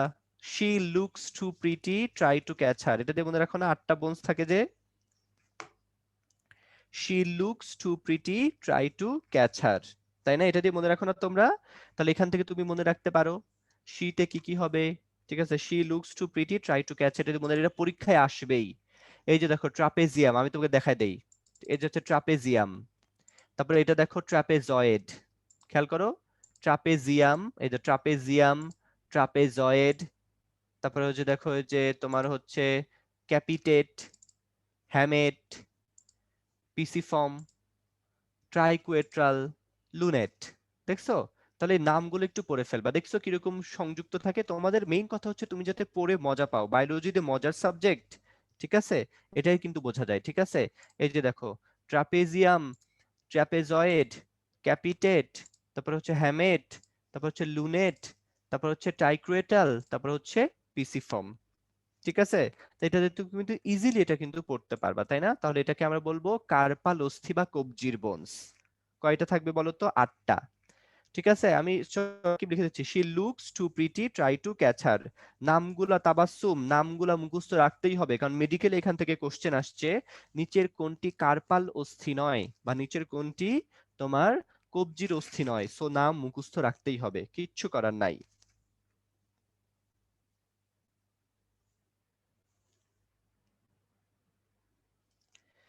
মেহরিন বলছে, আহারে মেহরিন দেখো আবেগী হয়ে গেছে, যে 4 ইয়ার্স কোর্স কমপ্লিট করে আজ আপনি সহজেই বলতে পারবেন, বাট আমাদের একদিন পড়ায় কিভাবে মনে রাখা পসিবল? আজ সারাদিন পড়লেও কি মনে রাখতে পারবে এগুলা? আর এই অধ্যায় কি পড়ায়? বইয়ের 50, ঠিক আছে, ওকে। তাহলে খেয়াল রাখো, শুনো মেহেরিন, যে আমরাও যখন পড়াশোনা করছি তখন এগুলা মুখস্থ করে এসেই তোমাকে অ্যাডমিশনে চান্স পাইতে হবে, এছাড়া কোনো উপায় নাই। সবাইকে বোঝাতে পারছি? তুমি যদি এগুলো মুখস্থ না করো, কারণ গত 2 বছর ধরে তুমি এগুলো পড়ো নাই কেন, সেটা একটা ফ্যাক্ট। 2, এখন তোমাকে এগুলো পড়ে মুখস্থ করতেই হবে। বুঝতে পারছি বিষয়টা? সো তুমি যদি পড়তে না পারো, এটা তোমার ব্যর্থতা। ভাইয়া আমরা মেডিকেল, কি তখন আমাদের মেডিকেলের সময় কি আমরা ভাইয়া তখন 4 বছর পড়ছিলাম? আমরা তো ভাইয়া 13 বছর পড়েই তারপরে সব মুখস্থ করে পরীক্ষা দিছি, তাই না? এটাই তো কথা, ঠিক আছে? যে এটা তোমাকে পড়তেই হবে, মেডিকেলে চান্স পেতে হলে তোমাকে এভাবে পড়াশোনা করতেই হবে। বুঝাতে পারছি? বুঝো নাই? There is no shortcut to success. যারা শর্টকাটে চান্স পাওয়ার ইচ্ছা করছো, তারা মেডিকেলে কোচিং না করাই বেটার, বুঝছো? আচ্ছা, এবার চলে আসো, এবার চলে আসো মেটাকার্পাল কয়টা থাকে? 5টা। এই যে দেখো 1 2 3 4 5, ঠিক আছে? 4টা হচ্ছে জাস্ট মেটাকার্পাল বোন, এগুলো শুধু দেখে রাখলেই হবে। আর ফ্যালাঞ্জেস কোনগুলা? এই যে এখানে আঙ্গুলের অস্থিগুলোকে আমরা কি বলি বলতো? ফ্যালাঞ্জেস। তাহলে প্রত্যেকটা থাকে 2টা করে, তারপর 3টা করে থাকে, ঠিক আছে? আচ্ছা, ওকে, তাহলে এটা একটু তোমরা সুন্দর করে দেখে ফেলবা। এবার চলে আসো ভাইয়া, যে আমাদের পায়ের অস্থি কি কি থাকবে, একইভাবে ফিমার। পায়ের অস্থি কি কি থাকবে বলো তো? ফিমার, এই যে দেখো ফিমার, ঠিক আছে, ফিমার। তাহলে এই যে দেখো ফিমারের মস্তক আছে। ফিমার থেকে আসলে তেমন কিছুই লাগে না, মনে রাখবে দেহের সবচেয়ে বড় অস্থি, এবং এই ফিমার দিয়েই কিন্তু আমাদেরকে মারামারি করতে হয়, ঠিক আছে? ঠিক আছে, ফিমার দিয়ে কিন্তু আমাদেরকে মারামারি করতে হয়, ঠিক আছে? মেডিকেলে ভর্তি হলে ফিমার দিয়ে মারামারি করবা ইনশাল্লাহ, ঠিক আছে? তারপরে ফিমারের পরে চলে যাও, নিচের দিকে যদি চলে যাও, এই অংশটাকে আমরা কি বলবো? টিবিয়া। এই যেটাকে আমরা বলবো হচ্ছে টিবিয়া, ঠিক আছে? এটাকে আমরা কি বলবো বলো তো? টিবিয়া। তারপরে আর সাইডের অংশটাকে আমরা কি বলবো দেখো, এই যে অংশটাকে আমরা বলবো ফিবুলা। ফিবুলাটা একটু মনে রাখি, দেখো তো ফিবুলাটা দেখতে কিসের মতো বলো তো? একটা চিকন লাঠির মতো মনে হচ্ছে না? ফিবুলাটা দেখতে কিসের মতো মনে হচ্ছে? একটা চিকন লাঠির মতো মনে হচ্ছে, তাই না বলো? চিকন লাঠির মতো মনে হচ্ছে। তাহলে পরীক্ষায় এই জন্য কোশ্চেন আসে, কোন অস্থিটি দেখতে দীর্ঘ যষ্ঠির মতো? যষ্ঠি কথাটার মানে হচ্ছে লাঠি, মন থাকবে সবার। কোন অস্থিটি দেখতে দীর্ঘ যষ্ঠির মতো, মানে কোনটা দেখতে লাঠির মতো, লম্বা লাঠির মতো? অ্যান্সার কি হবে বলো তো? ফিবুলা। পরীক্ষায় কিন্তু বারবার এই কথাটা আসে। আচ্ছা, তারপরে খেয়াল করো, এই যে নিচের দিকে যদি বলো, এই যে নিচের দিকে যদি বলো, তাহলে এখানে আবার কি থাকবে বলো? টার্সাল বোন বা গোড়ালির অস্থি। দেখছো, টার্সাল বোন বা গোড়ালির অস্থি। একইভাবে তোমাকে গোড়ালির অস্থির নামগুলাও মুখস্থ করতে হবে, কিচ্ছু করার নাই, ঠিক আছে? তবে সুবিধাটা কি বলো, পরীক্ষায় কোশ্চেনটা যেহেতু এভাবে আসবে, নিচের কোনটি গোড়ালির অস্থি নয় বা কার্পাল অস্থি নয়, সব সময় এগুলো মিক্স করে দেওয়া থাকে, ঠিক আছে? তাই তুমি যদি শুধুমাত্র ওই যে কবজির অস্থিটা পড়ো, she looks too pretty try to catch her, এটা যদি ভালো করে পড়ো, তাহলে গোড়ালির অস্থি তুমি এমনি পড়ে ফেলবা। যেমন এই যে দেখো, এটার নাম হচ্ছে ক্যালকেনিয়াস, তারপর এটার নাম হচ্ছে টেলাস, তারপর এটা হচ্ছে কিউবয়েড, এটা হচ্ছে ল্যাট কিউনিফর্ম, ঠিক আছে? এই যে নেভিকুলার, ঠিক আছে? কিউনিফর্ম গুলা থাকে, তিনটা কিউনিফর্ম, এই নামগুলা তোমাকে একটু পড়ে ফেলতে হবে, কিচ্ছু করার নাই ভাইয়ারা। আর এখানে আসো মেটাকার্পাল আর ফ্যালাঞ্জেস কোনগুলা? এই যে আঙ্গুলের অস্থি, এই দেখো আঙ্গুলের অস্থি, এই যে একটা, দুইটা, একটা, দুইটা, তিনটা। বুড়ো আঙ্গুলে থাকে দুইটা করে, তোমার হচ্ছে ফ্যালাঞ্জেস, আর বাকি আঙ্গুলে থাকে তিনটা করে, তাহলে 3 4 12 আর 2 হচ্ছে 14টা করে থাকবে ফ্যালাঞ্জেস, ঠিক আছে? এই হচ্ছে পায়ের অস্থি। এখন এই টার্সাল থাকে 7টা আর কার্পাল থাকে 8টা, এটা একটু মনে রাখবা। দুই, তোমাকে যেটা দেখাতে যাচ্ছে আমি, এটা এই যে হাঁটুর এখানে একটা অস্থি আছে, এই অস্থিটার নাম কি বলতো? প্যাটেলা। এবং আমরা সবসময় কি জানি বলতো? অস্থির উৎপত্তি হয় মেসোডাম থেকে, তাই না? কিন্তু দেখো, এই প্যাটেলাটা তৈরি হয়েছে কই থেকে? পেশি থেকে। এই যে দেখো, ঠিক আছে? প্যাটেলার উৎপত্তি কোথা থেকে হয়েছে? পেশি থেকে। তাহলে যে সকল অস্থির উৎপত্তি হবে পেশি থেকে, তাদেরকে আমরা বলবো হচ্ছে সিসাময়েড বোন। তাহলে প্যাটেলা কিন্তু একটা কেমন বোনস হবে বলতো? প্যাটেলা হচ্ছে একটা সিসাময়েড বোনস। বুঝতে পারছো? এই হচ্ছে তোমার মোটামুটি এই চ্যাপ্টারের তোমার শুধু ইয়াগুলা, ঠিক আছে? ওকে, তো এটা একটু মনে রাখবা, হ্যাঁ? প্যাটেলাটা একটা হচ্ছে সিসাময়েড বোনস, একটু মনে রাখবা। আচ্ছা, মেটাটার্সাল কে দেখে নাই রে? এই যে মেটাটার্সাল, আমি আবার দেখাইতেছি, দাঁড়াও। এই যে মেটাটার্সাল, এই যে এগুলো হচ্ছে মেটাটার্সাল। এই যে দেখো, একটা, দুইটা, তিনটা, চারটা, পাঁচটা, এগুলো হচ্ছে মেটাটার্সাল বোনস, ঠিক আছে? ওকে, এখন তুমি এটা পড়ে ফেললা। আচ্ছা, ম্যালিওলাস দেখতে চাও? ম্যালিওলাস যদি পরীক্ষার জন্য লাগে না, এই যে ম্যালিওলাসটা যদি দেখতে চাও, এখানে চলে আসো, টিবিয়ার মধ্যে চলে আসো, টিবিয়ার মধ্যে চলে আসো, ঠিক আছে? টিবিয়ার মধ্যে তুমি ম্যালিওলাসটা ভালো করে দেখতে পাবা। এই যে এই অংশটা হচ্ছে ম্যালিওলাস, এই যে দেখো, কাট করা যাচ্ছে না কেন? হ্যাঁ, এই যে নিচের দিকের যে অংশটা, এটা হচ্ছে ম্যালিওলাস, বুঝছো? এই যে নিচের দিকে একটা প্রবর্ধিত অংশ, এটাকেই তুমি বলবা হচ্ছে ম্যালিওলাস, বুঝছো? এটাকে তুমি কি বলবা বলো? ম্যালিওলাস। ওকে, এই যে নিচের দিকে যে প্রবর্ধিত অংশ, ম্যালিওলাস বলবা। আচ্ছা, তো এটা মোটামুটি গেল। তাহলে এখন তো আমরা বোনসের এই জিনিসটা পড়ে ফেলছি, হ্যাঁ? তাহলে মোটামুটি আমাদের বোনসের জিনিসপত্র আসলে ভালোই পড়া হয়ে গেছে।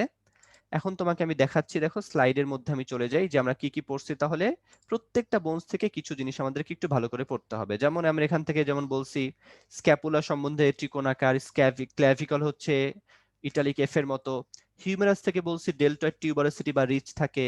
আলনা থেকে পড়ছি অলিক্রানন প্রসেস থাকে। তারপরে হিপবোন থেকে পড়ছি যেখানে তোমার অ্যাসিটাবুলাম থাকে, তাই না? এগুলো কিন্তু পড়ে ফেলছি মোটামুটি। এই যে দেখো এখান থেকে আমরা পড়ছি ক্ল্যাভিকল, ইটালিক এফ এর মতো, এটা কিন্তু পরীক্ষায় বারবার আসবে। ঠিক আছে, ক্ল্যাভিকলটা কিন্তু পরীক্ষায় বারবার আসবে এটা। ঠিক আছে, ক্ল্যাভিকলটা কিন্তু পরীক্ষায় বারবার আসে। ঠিক আছে, এটা কিন্তু ভালো করে পড়তে হবে তোমাদের ক্ল্যাভিকলটা। ওকে, তাহলে খেয়াল করো,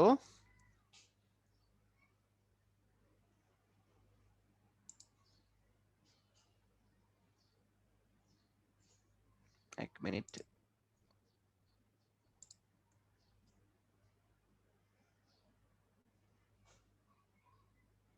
হ্যাঁ, আচ্ছা, তাহলে এই যে এখান থেকে আর কি যেটা বলতেছিলাম আমরা অলরেডি কিন্তু দেখে আসছি। তাহলে দেখো ইটালিক এফ বা ইংরেজি এস এর মতো কলার বোন বা বিউটি বোন বলে। আচ্ছা, তারপরে হচ্ছে স্ক্যাপুলা থেকে কি পড়বো? মেইনলি গ্লেময়েড গহ্বর পড়বো, আর এই যে দুইটা প্রসেস পড়বো, কোরাকয়েড প্রসেস, অ্যাক্রোমিয়াল প্রসেস। তারপরে চলে যাও ঊর্ধ্ববাহুতে কি কি পাবো আমরা? হিউমেরাস অ্যানাটমিক্যাল গ্রিবা, সার্জিক্যাল গ্রিবা, ডেল্টয়েড রিচ বা টিউবারকুলাম, ডেল্টয়েড টিউবারোসিটি, এটা পড়বো। রেডিয়াস আলনা থেকে আমরা কি পড়বো? অলিক্রেনন প্রসেস, অলিক্রেনন প্রসেসটা পড়বো। ঠিক আছে, তারপরে হচ্ছে হিউমেরাসের মধ্য থেকে আমরা কি কি পড়বো? যে দেখো সার্জিক্যাল গ্রিবা, এই পার্ট গুলাই পড়বো। দেখো যেগুলো আমি পড়াইতেছি না সেগুলো পড়াটার কোনো দরকারই নাই। এই যে দেখো ডেল্টয়েড রিচ থাকে। তারপরে হচ্ছে সম্মুখ বাহু আলনার মধ্যে তুমি খেয়াল করো এই যে অলিক্রেনন প্রসেস থাকে, আর কিছু লাগে না। হাতের অস্থির মধ্যে এই যে নামগুলা, এটা আমরা কি দিয়ে পড়বো? শি, যারা জানো না আর কি, শি সবাই জানে, আমরা তো এটা এসএস থেকে পড়ছি। She looks too pretty, try to catch her. ঠিক আছে, তো এটা একটু পরে রাখবা। তারপরে হচ্ছে যে ইলিয়াম ইসচিয়াম পিউবিস, এটা তো এমসিকিউ তে বারবার আসে। ঠিক আছে, যে নিচের কোনটি দিয়ে কোনটা হবে না। তাহলে এই যে এটা দিয়ে কিন্তু বোঝা যায় এই শ্রোণী অস্থিচক্র দিয়ে পুরুষ আর মহিলার মধ্যে পার্থক্য করা যায়। ঠিক আছে, প্রথমে দেখো পুরুষেরটা ভারী হবে, আকারে বড় হবে। পেলভিসের ক্ষেত্রে পুরুষের ক্ষেত্রে ছোট হয় কিন্তু মেয়েদের ক্ষেত্রে বড় হয়, কেন বলো? প্রেগনেন্সির ক্ষেত্রে বাচ্চা বের হবে কোন দিক দিয়ে? দিক দিয়ে বের হবে না? তাহলে প্রেগনেন্সির ক্ষেত্রে বাচ্চা বের হইতে হইলে তো এটা একটু বড়ই থাকতে হবে, তাই না? স্যাক্রাম থাকে সরু। তারপরে অ্যাসিটাবুলামটা মনে রাখবা, পুরুষের অ্যাসিটাবুলামটা আবার একটু বড় থাকে আর মহিলার অ্যাসিটাবুলাম একটু ছোট থাকে, সেই পার্থক্যটা একটু দেখে রাখবা। পায়ের অস্থি আমরা পড়ে ফেলছি যে ফিমার, প্যাটেলা, ফিবুলা। ফিমারের ক্ষেত্রে দেখো দেহের সবচেয়ে দীর্ঘ অস্থি। ঠিক আছে, এবং ফিমারে প্যাটেলা নামক ত্রিকোণাকার অস্থি থাকে। প্যাটেলা হচ্ছে একটা সিসাময়েড অস্থি, এর উৎপত্তি হচ্ছে পেশির টেন্ডন থেকে। তারপরে চলে যাও নিম্ন পায়ের অস্থির মধ্যে খেয়াল করো ফিবুলা দেখতে দীর্ঘ যষ্ঠির মতো। আমি যেগুলো পড়াই ফেললাম সেগুলোই কিন্তু অলরেডি জাস্ট আমি বলে যাচ্ছি এখন, হ্যাঁ। আর এই যে গোড়ালির অস্থি, নামটি অবশ্যই পড়তে হবে এমসিকিউ এর জন্য। ঠিক আছে, তাহলে এই যে এই পোল কোশ্চেনটা তাহলে তোমরা অ্যান্সার দিয়ে ফেলো।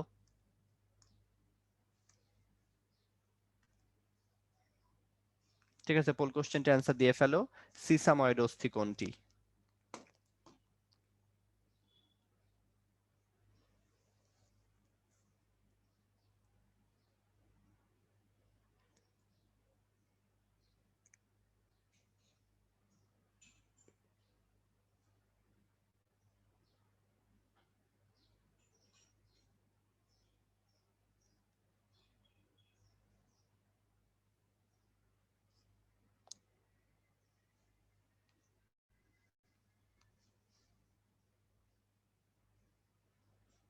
ওকে,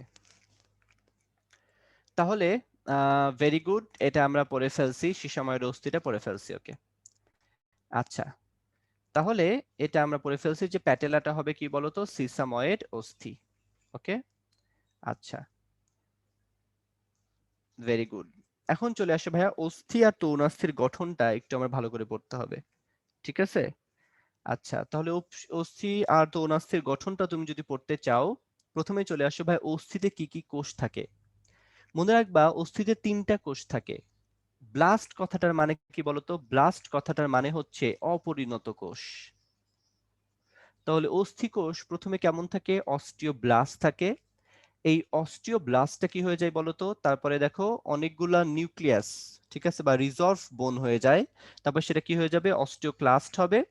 এবং অস্টিওক্লাস্ট থেকে আলটিমেটলি তুমি কি পাবা, অস্টিওসাইট পাবা। তাহলে পরীক্ষায় কিন্তু কোশ্চেনটা এভাবে আসবে, নিচের কোনটি অস্থিকোষ নয়। তাহলে অস্থির সাথে যেহেতু অস্টিয়াম কথাটা জড়িত, তাই না বলো, অস্থি মানে তো অস্টিয়াম বোঝায়। তাহলে তুমি যদি অস্থিকোষ পড়া শুরু করো, সবগুলোর নামের সাথে অস্টিও কথাটা থাকবে। তাহলে অস্থিকোষ কয়টা? তিনটা, অস্টিওব্লাস্ট, ক্লাস্ট এবং অস্টিওসাইট। ঠিক আছে? আচ্ছা, এখন তুমি এখানে চলে আসো যে একটা নিরেট অস্থির গঠনে কি কি থাকে। তোমরা এটা কিন্তু পড়ে ফেলছো, সিকিউর জন্য আগে বারবার পড়তা যে ভাই ভাই হ্যাভার্সিয়ান তন্ত্র থাকে, তাই না? যে মাঝখানে হ্যাভার্সিয়ান ক্যানেল থাকবে, তার চারপাশে ল্যামেলি গুলা ঘুরতে থাকবে, তাই না? চারপাশে কি থাকবে বলতো? ল্যামেলি গুলা ঘুরতে থাকবে। এই যে দেখো, এগুলো হচ্ছে ল্যামেলি। এবং তার মাঝখানে ছোট্ট ছোট্ট গহ্বর গুলো ঘুরতে থাকবে। এই ছোট্ট ছোট্ট গহ্বর গুলোকে আমরা কি বলি বলতো? ল্যাকুনা, যার মধ্যে অস্থিকোষগুলা অবস্থান করে। আর সেন্ট্রাল থেকে বাইরের দিকে বের হওয়ার জন্য সরাসরি একটা নালী আছে। এই নালীটাকে আমরা বলি হচ্ছে ভকম্যানস নালী। এই নালীটাকে আমরা কি বলি বলতো? এই নালীটাকে আমরা বলি হচ্ছে ভকম্যানস নালী। ঠিক আছে, এটাকে আমরা বলি ভকম্যানস নালী। আচ্ছা, তারপর চলে আসো, এই যে নিরেট অস্থির মধ্যে কি কি গঠন থাকা যায় সেগুলোর কাজগুলো দেখো, একদম সরাসরি দেওয়া আছে যে এটা গঠন ও কাজের একক, 5টা থেকে 15টা চক্র থাকতে পারে। হ্যাভার্সিয়ান নালীতে কি কি থাকে? শিরা, ধমনী, লসিকা নালী থাকতে পারে। ল্যাকুনার মধ্যে যে অস্থিকোষ অবস্থান করে, এটা পরীক্ষার জন্য খুব ইম্পর্টেন্ট। ঠিক আছে? ক্যানালিকুলি, চারদিক থেকে সূক্ষ্ম নালী বের হলে তাকে ক্যানালিকুলি বলা হয়। ভকম্যানস নালী কি? আড়াআড়ি নালী যেটা থাকে সেটাকেই বলবা তুমি ভকম্যানস নালী। চিত্র দেখলে ক্লিয়ারলি বোঝা যায়। নিরেট অস্থির স্পঞ্জি অস্থির মধ্যে কি কি বৈশিষ্ট্য আছে সেগুলো একটু পার্থক্য করে পড়ো, এখান থেকে আমরা এমসিকিউ এর জন্য পড়তে পারবো। ঠিক আছে? আবার তোমাদের যেহেতু ডিইউতে রিটেন আছে, রিটেনেও কিন্তু এই জিনিসটা আসতে পারে যে নিরেট অস্থির গঠনে কি থাকে বা স্পঞ্জি অস্থির গঠনে কি থাকে। ঠিক আছে? সো ডিইউ এর রিটেনের জন্য এটা একটু পড়ে রাখতে পারো। মানে যেগুলো শক্ত অস্থি তাকেই বলবা তুমি নিরেট অস্থি, যেমন ফিমার এবং হিউমেরাস। আর যেগুলো হচ্ছে চাপা বা মাথার খুলিতে পাওয়া যায় সেগুলোকে আমরা বলবো হচ্ছে স্পঞ্জি অস্থি। ঠিক আছে? এখন চলে আসো, এই যে তরুণাস্থির গঠন, এমসিকিউ এর জন্য 100%। এমসিকিউ এর জন্য আমরা কি করব বলতো? 100% এটা। ঠিক আছে? তরুণাস্থির গঠন। তাহলে কি কি অস্থি আছে? তরুণাস্থি আছে দেখো, স্বচ্ছ বা হ্যালিন তরুণাস্থি। ঠিক আছে? এগুলো কোথায় থাকে এটাই তোমাকে খুব ভালো করে পড়তে হবে। ঠিক আছে? কোথায় কোথায় থাকে, যেমন স্বচ্ছ বা হায়ালিন থাকে কোথায়, আমি এভাবে মনে রাখতাম, নাক দিয়ে ঢুকবা। নাক দিয়ে ঢুকলে কোথায় যাবা? তুমি নাক পাবা, তারপর শ্বাসনালীতে পাবা, তারপরে কোথায় পাবা বলতো? স্বরযন্ত্রের মধ্যে প্রবেশ করবা। স্থিতিস্থাপকটা কোথায় পাবা? এটা তুমি পাবা হচ্ছে কান দিয়ে ঢুকলে। কান দিয়ে ঢুকলে আমরা কি পাবো? পিনা, তারপর ইউস্টেশিয়ান নালী পাবো, তারপর যেই গলার মধ্যে ওপেনিং পড়বো সেখানেই পাবো আলজিহ্বা বা এপিগ্লটিস পাবো। শ্বেততন্তুময়টা কোথায় থাকে বলো? দুইটা কশরুকার মধ্যবর্তী অঞ্চলে পিউবিক সিম্ফাইসিসে আন্তঃকশরুকার চাকতির মধ্যে। এই জিনিসটা আমি একটু দেখা আসবো। আর চুনময় বা ক্যালসিফাই তৌনাস্থি কোথায় থাকবে? হিউমেরাস ও ফিমারের মস্তকে। এবার দেখো তোমাকে তৌনাস্থিটা আমি দেখাই নিয়ে আসছি। এটার উদাহরণ, আমার তো তোমাদের লেভেল যখন ছিলাম পড়তাম, ঠিক আছে, শ্বেততন্তুময়টা মনে থাকতে চাইতো না, বুঝছো? শ্বেততন্তুময় তৌনাস্থিটা মনেই থাকতো না। এই যে তোমাকে শ্বেততন্তুময় তৌনাস্থি কোথায় থাকে দেখাইতেছি। এই যে শ্বেততন্তুময় বা ফাইব্রাস তৌনাস্থি, এই যে দেখো, এই যে এই জিনিসটা খেয়াল করো, এটাকে আমরা কি বলি বলতো? ইন্টারভার্টিবাল ডিস্ক বা আন্তঃকশেরুকীয় চাকতি। দুইটা কশেরুকার মধ্যবর্তী অঞ্চলে দেখছো এই যে তরুণাস্থির একটা লেয়ার দেওয়া থাকে, সবাইকে দেখতে পাচ্ছ জিনিসটা? এই তরুণাস্থির লেয়ারটা কি করে? দুইটা অস্থির মধ্যে ঘর্ষণকে প্রতিরোধ করে। আমরা অনেকে বলি না যে কোমরের হাড্ডি ক্ষয় হয়ে গেছে, আমরা না বুঝেই অনেকে বলি হাড্ডি ক্ষয় হয়ে গেছে। সেক্ষেত্রে কি হয় জানো?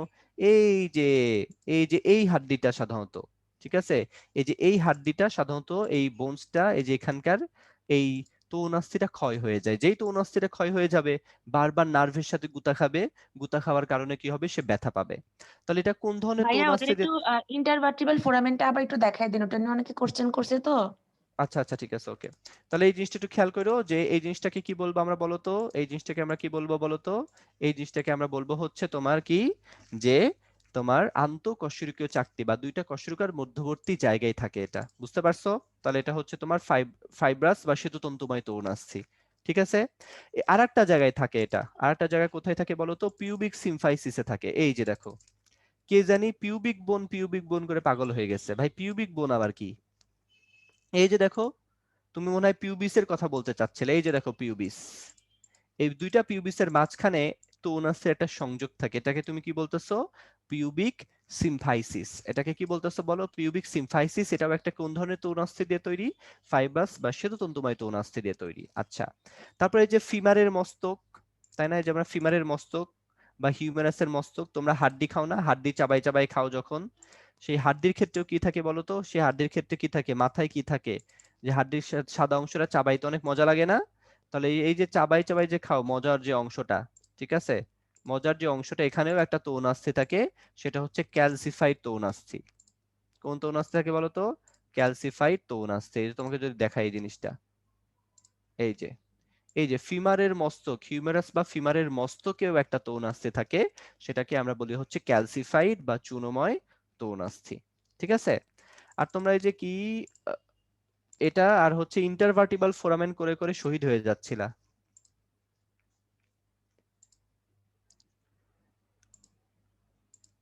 আচ্ছা দাঁড়াও, ইন্টারভার্টিবাল ফোরামেন, তাই না?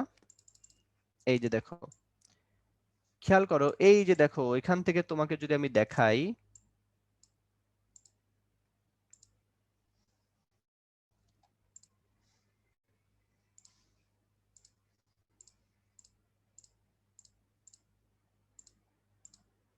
সবগুলোকে একসাথে করতে হবে, তারপর দেখাইতে হবে।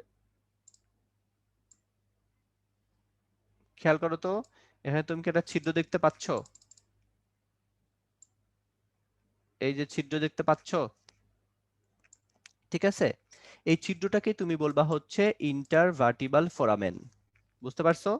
এটা ভেতর দিয়ে দেখালে বেশি ভালো করে দেখানো যায়, কিন্তু এইভাবে তো দেখানো যাচ্ছে না। ঠিক আছে? ওকে।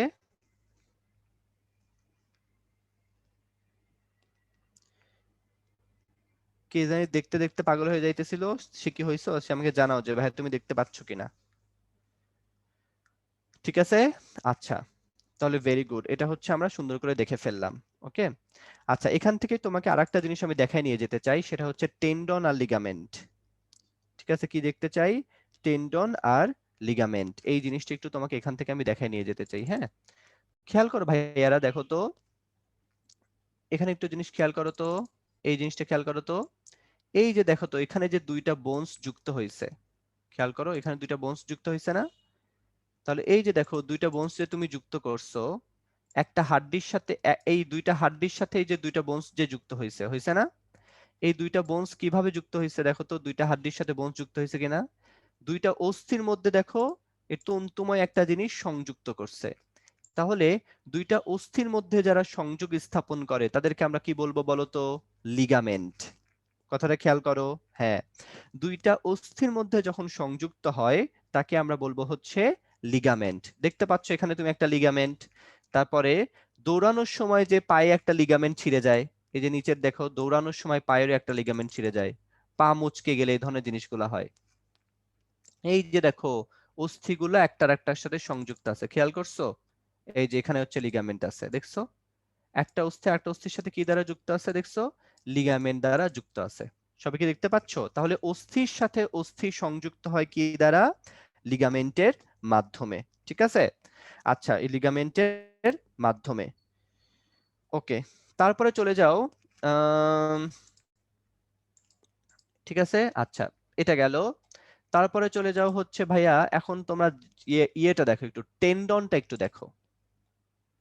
ঠিক আছে, টেন্ডনটা একটু দেখা উচিত তোমাদের, যে টেন্ডন জিনিসটা আসলে কি। এই যে এখানে একটু আসো, দেখো তো ভাইয়ারা, এই যে এটা হচ্ছে টেন্ডো অ্যাচিলিস, খুবই গুরুত্বপূর্ণ একটা টেন্ডন আমাদের বডির।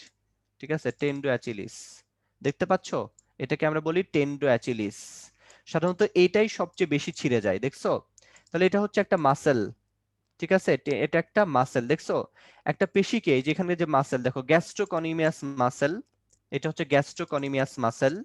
এই গ্যাস্ট্রোকনিমিয়াস মাসেলকে তুমি কি করছো বলো তো? এই অস্থির সাথে সংযুক্ত করছো কি দ্বারা? এই কি দ্বারা বলো তো? টেন্ডন দ্বারা। তাহলে এটাকে তুমি বলবা হচ্ছে টেন্ডন। তাহলে টেন্ডন কি করে? পেশিকে অস্থির সাথে সংযুক্ত করে, এটার নাম টেন্ডো অ্যাচিলেস।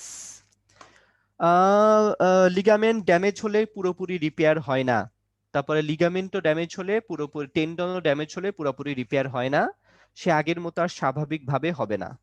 পায়ে টান পড়া মানে পেশিতে টান পড়া, বুঝছো? পায়ে টান পড়া মানে যে পেশিতে টান পড়তে পারে, মানে তোমার পেশিতে টান লাগছে, মানে তোমার পেশির কোনো জায়গা ক্ষতিগ্রস্ত হয়েছে। আর যখন একদম বেশিভাবে ক্ষতিগ্রস্ত হবে তখন তো সে আর আগের মতো কখনোই স্বাভাবিকভাবে দৌড়াইতে পারবে না, বুঝছো না? যতই লাগাই দিয়ে ধরো সেটা কোনোদিনই আগের মতো আর স্বাভাবিক হবে না, বাট চলতে পারবে, হাঁটতে পারবে না তবে তার না। তাহলে আমি কি তোমাদের ভাইয়ারা টেন্ডন আর লিগামেন্টটা ক্লিয়ার করতে পারছি? আমাকে একটু চ্যাট বক্সে জানাই দাও, টেন্ডন আর লিগামেন্টটা ক্লিয়ার করতে পারছি? Very good. ঠিক আছে, রগ বলে কিছু নাই তাবাসসুম, রগ রগ বইলো না, এখন মেডিকেলে পড়ো না। এ তোমাকে বললামই টেন্ডনের চাপ রাখতে পারে, আবার হচ্ছে পায়ে যে মচকায় যায় আমরা বলি, সেটা হচ্ছে একটা টেন্ডনে প্রেসার লাগতে পারে, আবার লিগামেন্টেও প্রেসার লাগতে পারে, বুঝছো? নর্মালি যে হিল পরে যে পাটা মচকায় যায় ওটা ম্যাক্সিমাম টাইমই তোমার হচ্ছে লিগামেন্টে প্রেসার পড়ে, বুঝছো? ওকে, আচ্ছা, তাহলে এটা আমরা সুন্দর করে বুঝে ফেলছি। ওকে,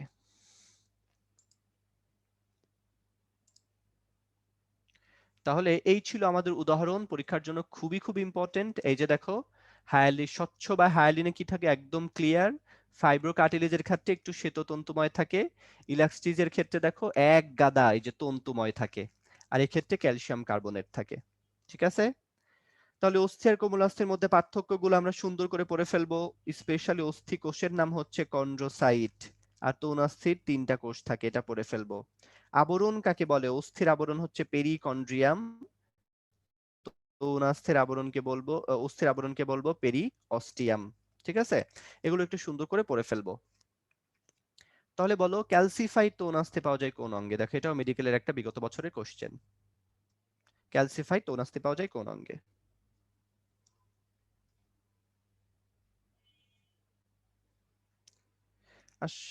রগ বলে আসলে কিছু নাই, রগ যে আমাদের মানুষ রগ বলতে, মানুষ মেডিকেলের ভাষায় তো রগ বলে কিছু নাই। ঠিক আছে, মানুষ যে রগ বলতে রগে টান খাওয়া বোঝাইতে মানুষ অনেক কিছু বোঝায়। রগ বলতে অনেকে নালীকেও বোঝায়, রগ বলতে অনেকে নার্ভকেও বোঝায়, বুঝছো? হাজির, তুমি টেনশন করো না, সব শেষ হয়ে যাবে, বুঝছো? বিভূষণ, তুমি খালি এই যে পরীক্ষায় যে খারাপ মার্কস পাইতেছো হাজির, সেটা থেকে ভালো মার্কস পাওয়ার চেষ্টা করো। ওকে, ইমন 492 ছিল, ঠিক আছে। আচ্ছা, ওকে, চলে যাও তাহলে। আশা বলছে ভাই ব্যাক পেইন করছে, ডাক্তার বলেছেন যে পড়ায়।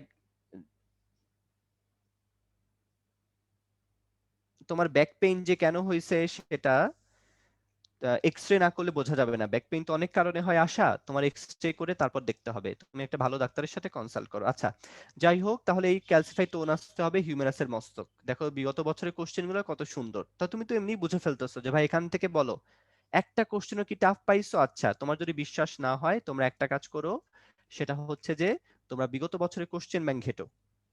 ঠিক আছে, তুমি বিগত বছরের কোশ্চেন ব্যাংক যদি ঘেটে তোমরা আরো দেখতে পারো, যে আরো দেখবা সেখানে টাফ কোশ্চেন পাওয়া খুঁজেই পাবা না।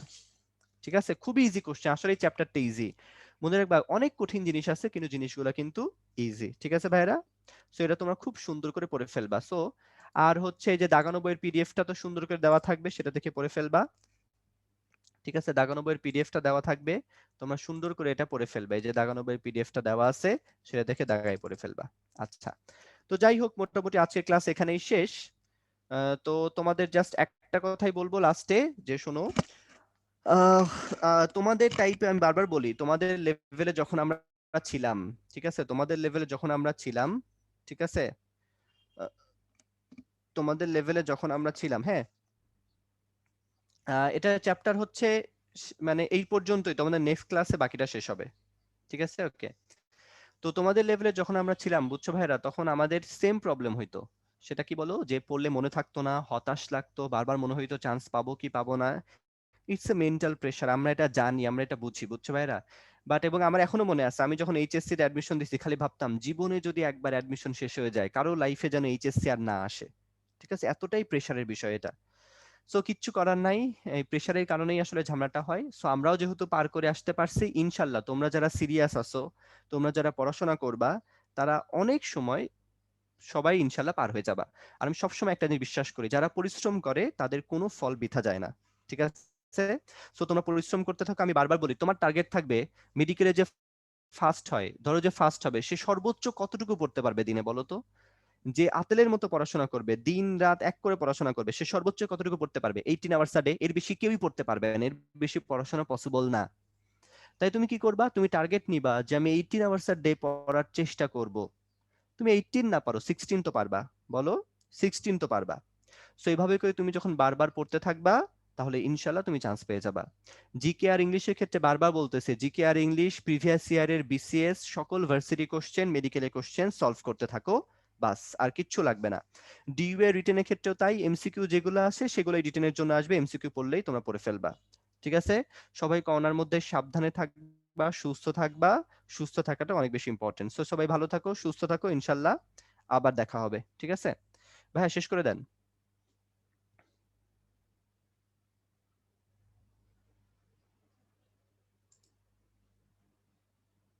জি ভাই, ধন্যবাদ। আপু কি কিছু বলবে? না ভাইয়া ঠিক আছে। ও ভাইয়া একটা কথা, আচ্ছা ঠিক তোমরা আছে। অনেকেই বারবার ভাই জিজ্ঞেস করতেছিলে যে হ্যাঁ, বই পড়তে হবে কিনা, দাগানো পিডিএফ পড়লেই হবে কিনা। শোনো, তোমাদের উন্মেষ থেকে যেই দাগানো বইয়ের পিডিএফ দেওয়া হয় ওটা তো তোমাদের টেক্সট বুকই, তাই না? তো তোমরা যদি নিউ এডিশনের বই আবার নতুন করে কিনতে না চাও, কারণ একই বই কতবার কিনবা, সেই ক্ষেত্রে তোমরা হচ্ছে উন্মেষ থেকে যে পিডিএফটা দেওয়া হয় ওইখান থেকে তোমরা হচ্ছে নিউ ইনফরমেশন তোমার কাছে যেগুলো মনে হবে সেগুলো তুমি কাগজে লিখে তুমি আগের যে বইটা পড়ছো ওইটার সাথে সুন্দর করে স্টিকি নোট দিয়ে আটকায় ফেলবা। যেমন আমার নিজের যে প্রবলেমটা হইতো, আমি যে আমার যে বইটা দাগায় পড়ছি ওইটা ছাড়া অন্য বই পড়তে গেলে আমার কেমন জানি অচেনা অচেনা মনে হইতো, ঠিক আছে? এজন্য তোমরা যদি নিউ বই কিনতে না চাও কোনো প্রবলেম নাই, নতুন বইয়ের পিডিএফ থেকে জাস্ট নতুন ইনফরমেশন গুলো তোমরা ছোট করে কাগজে লিখে তোমাদের আগে যে বইটা তোমরা পড়ছো ওইটার সাথে আটকায় নিবা। নতুন বইতে কিন্তু বেশি চেঞ্জ আসে না, স্পেশালি তোমরা রক্ত, এরপরে হচ্ছে শ্বসনতন্ত্র, এরপরে তোমার অণুজীব, এই চ্যাপ্টার গুলো একটু নতুন বই থেকে ভালো করে দেখবা। সমন্বয় নিয়ন্ত্রণ, কারণ এই চ্যাপ্টার গুলো থেকে পরীক্ষার প্রশ্ন আসবেই তো, এবং এই জুওলজি টপিক গুলা কিন্তু নতুন বইতে তোমার বেশি ইনফো দিছে। এই জন্য এই টাইপের চ্যাপ্টার গুলো একটু ভালো করে নতুন বই দেখে তোমার পুরাতন বইয়ের সাথে এক্সট্রা ইনফো গুলো লাগাই ফেলবা, ঠিক আছে? আর তুমি যদি বইয়ের দাগানো লাইন পড়ো তাহলে চলবে, মানে দৌড়াবে, তুমি দৌড়াইতে দৌড়াইতে পরীক্ষা ভালো করতে পারবা। দাগানো লাইন শেষ করতে গিয়ে তো অবস্থা খারাপ হয়ে যায়, ঠিক আছে? এজন্য দাগানো লাইন পড়ো, নতুন এডিশন এক্সট্রা ইনফো পড়ো, তাহলে ইনশাল্লাহ চাল চালাইয়া মেডিকেল আসবে। ওকে, ভালো থাকো সবাই। আচ্ছা জি আপু ধন্যবাদ। আমরা তাহলে পরের ব্যাচে ইনশাল্লাহ যোগ দিয়ে নেব। আহ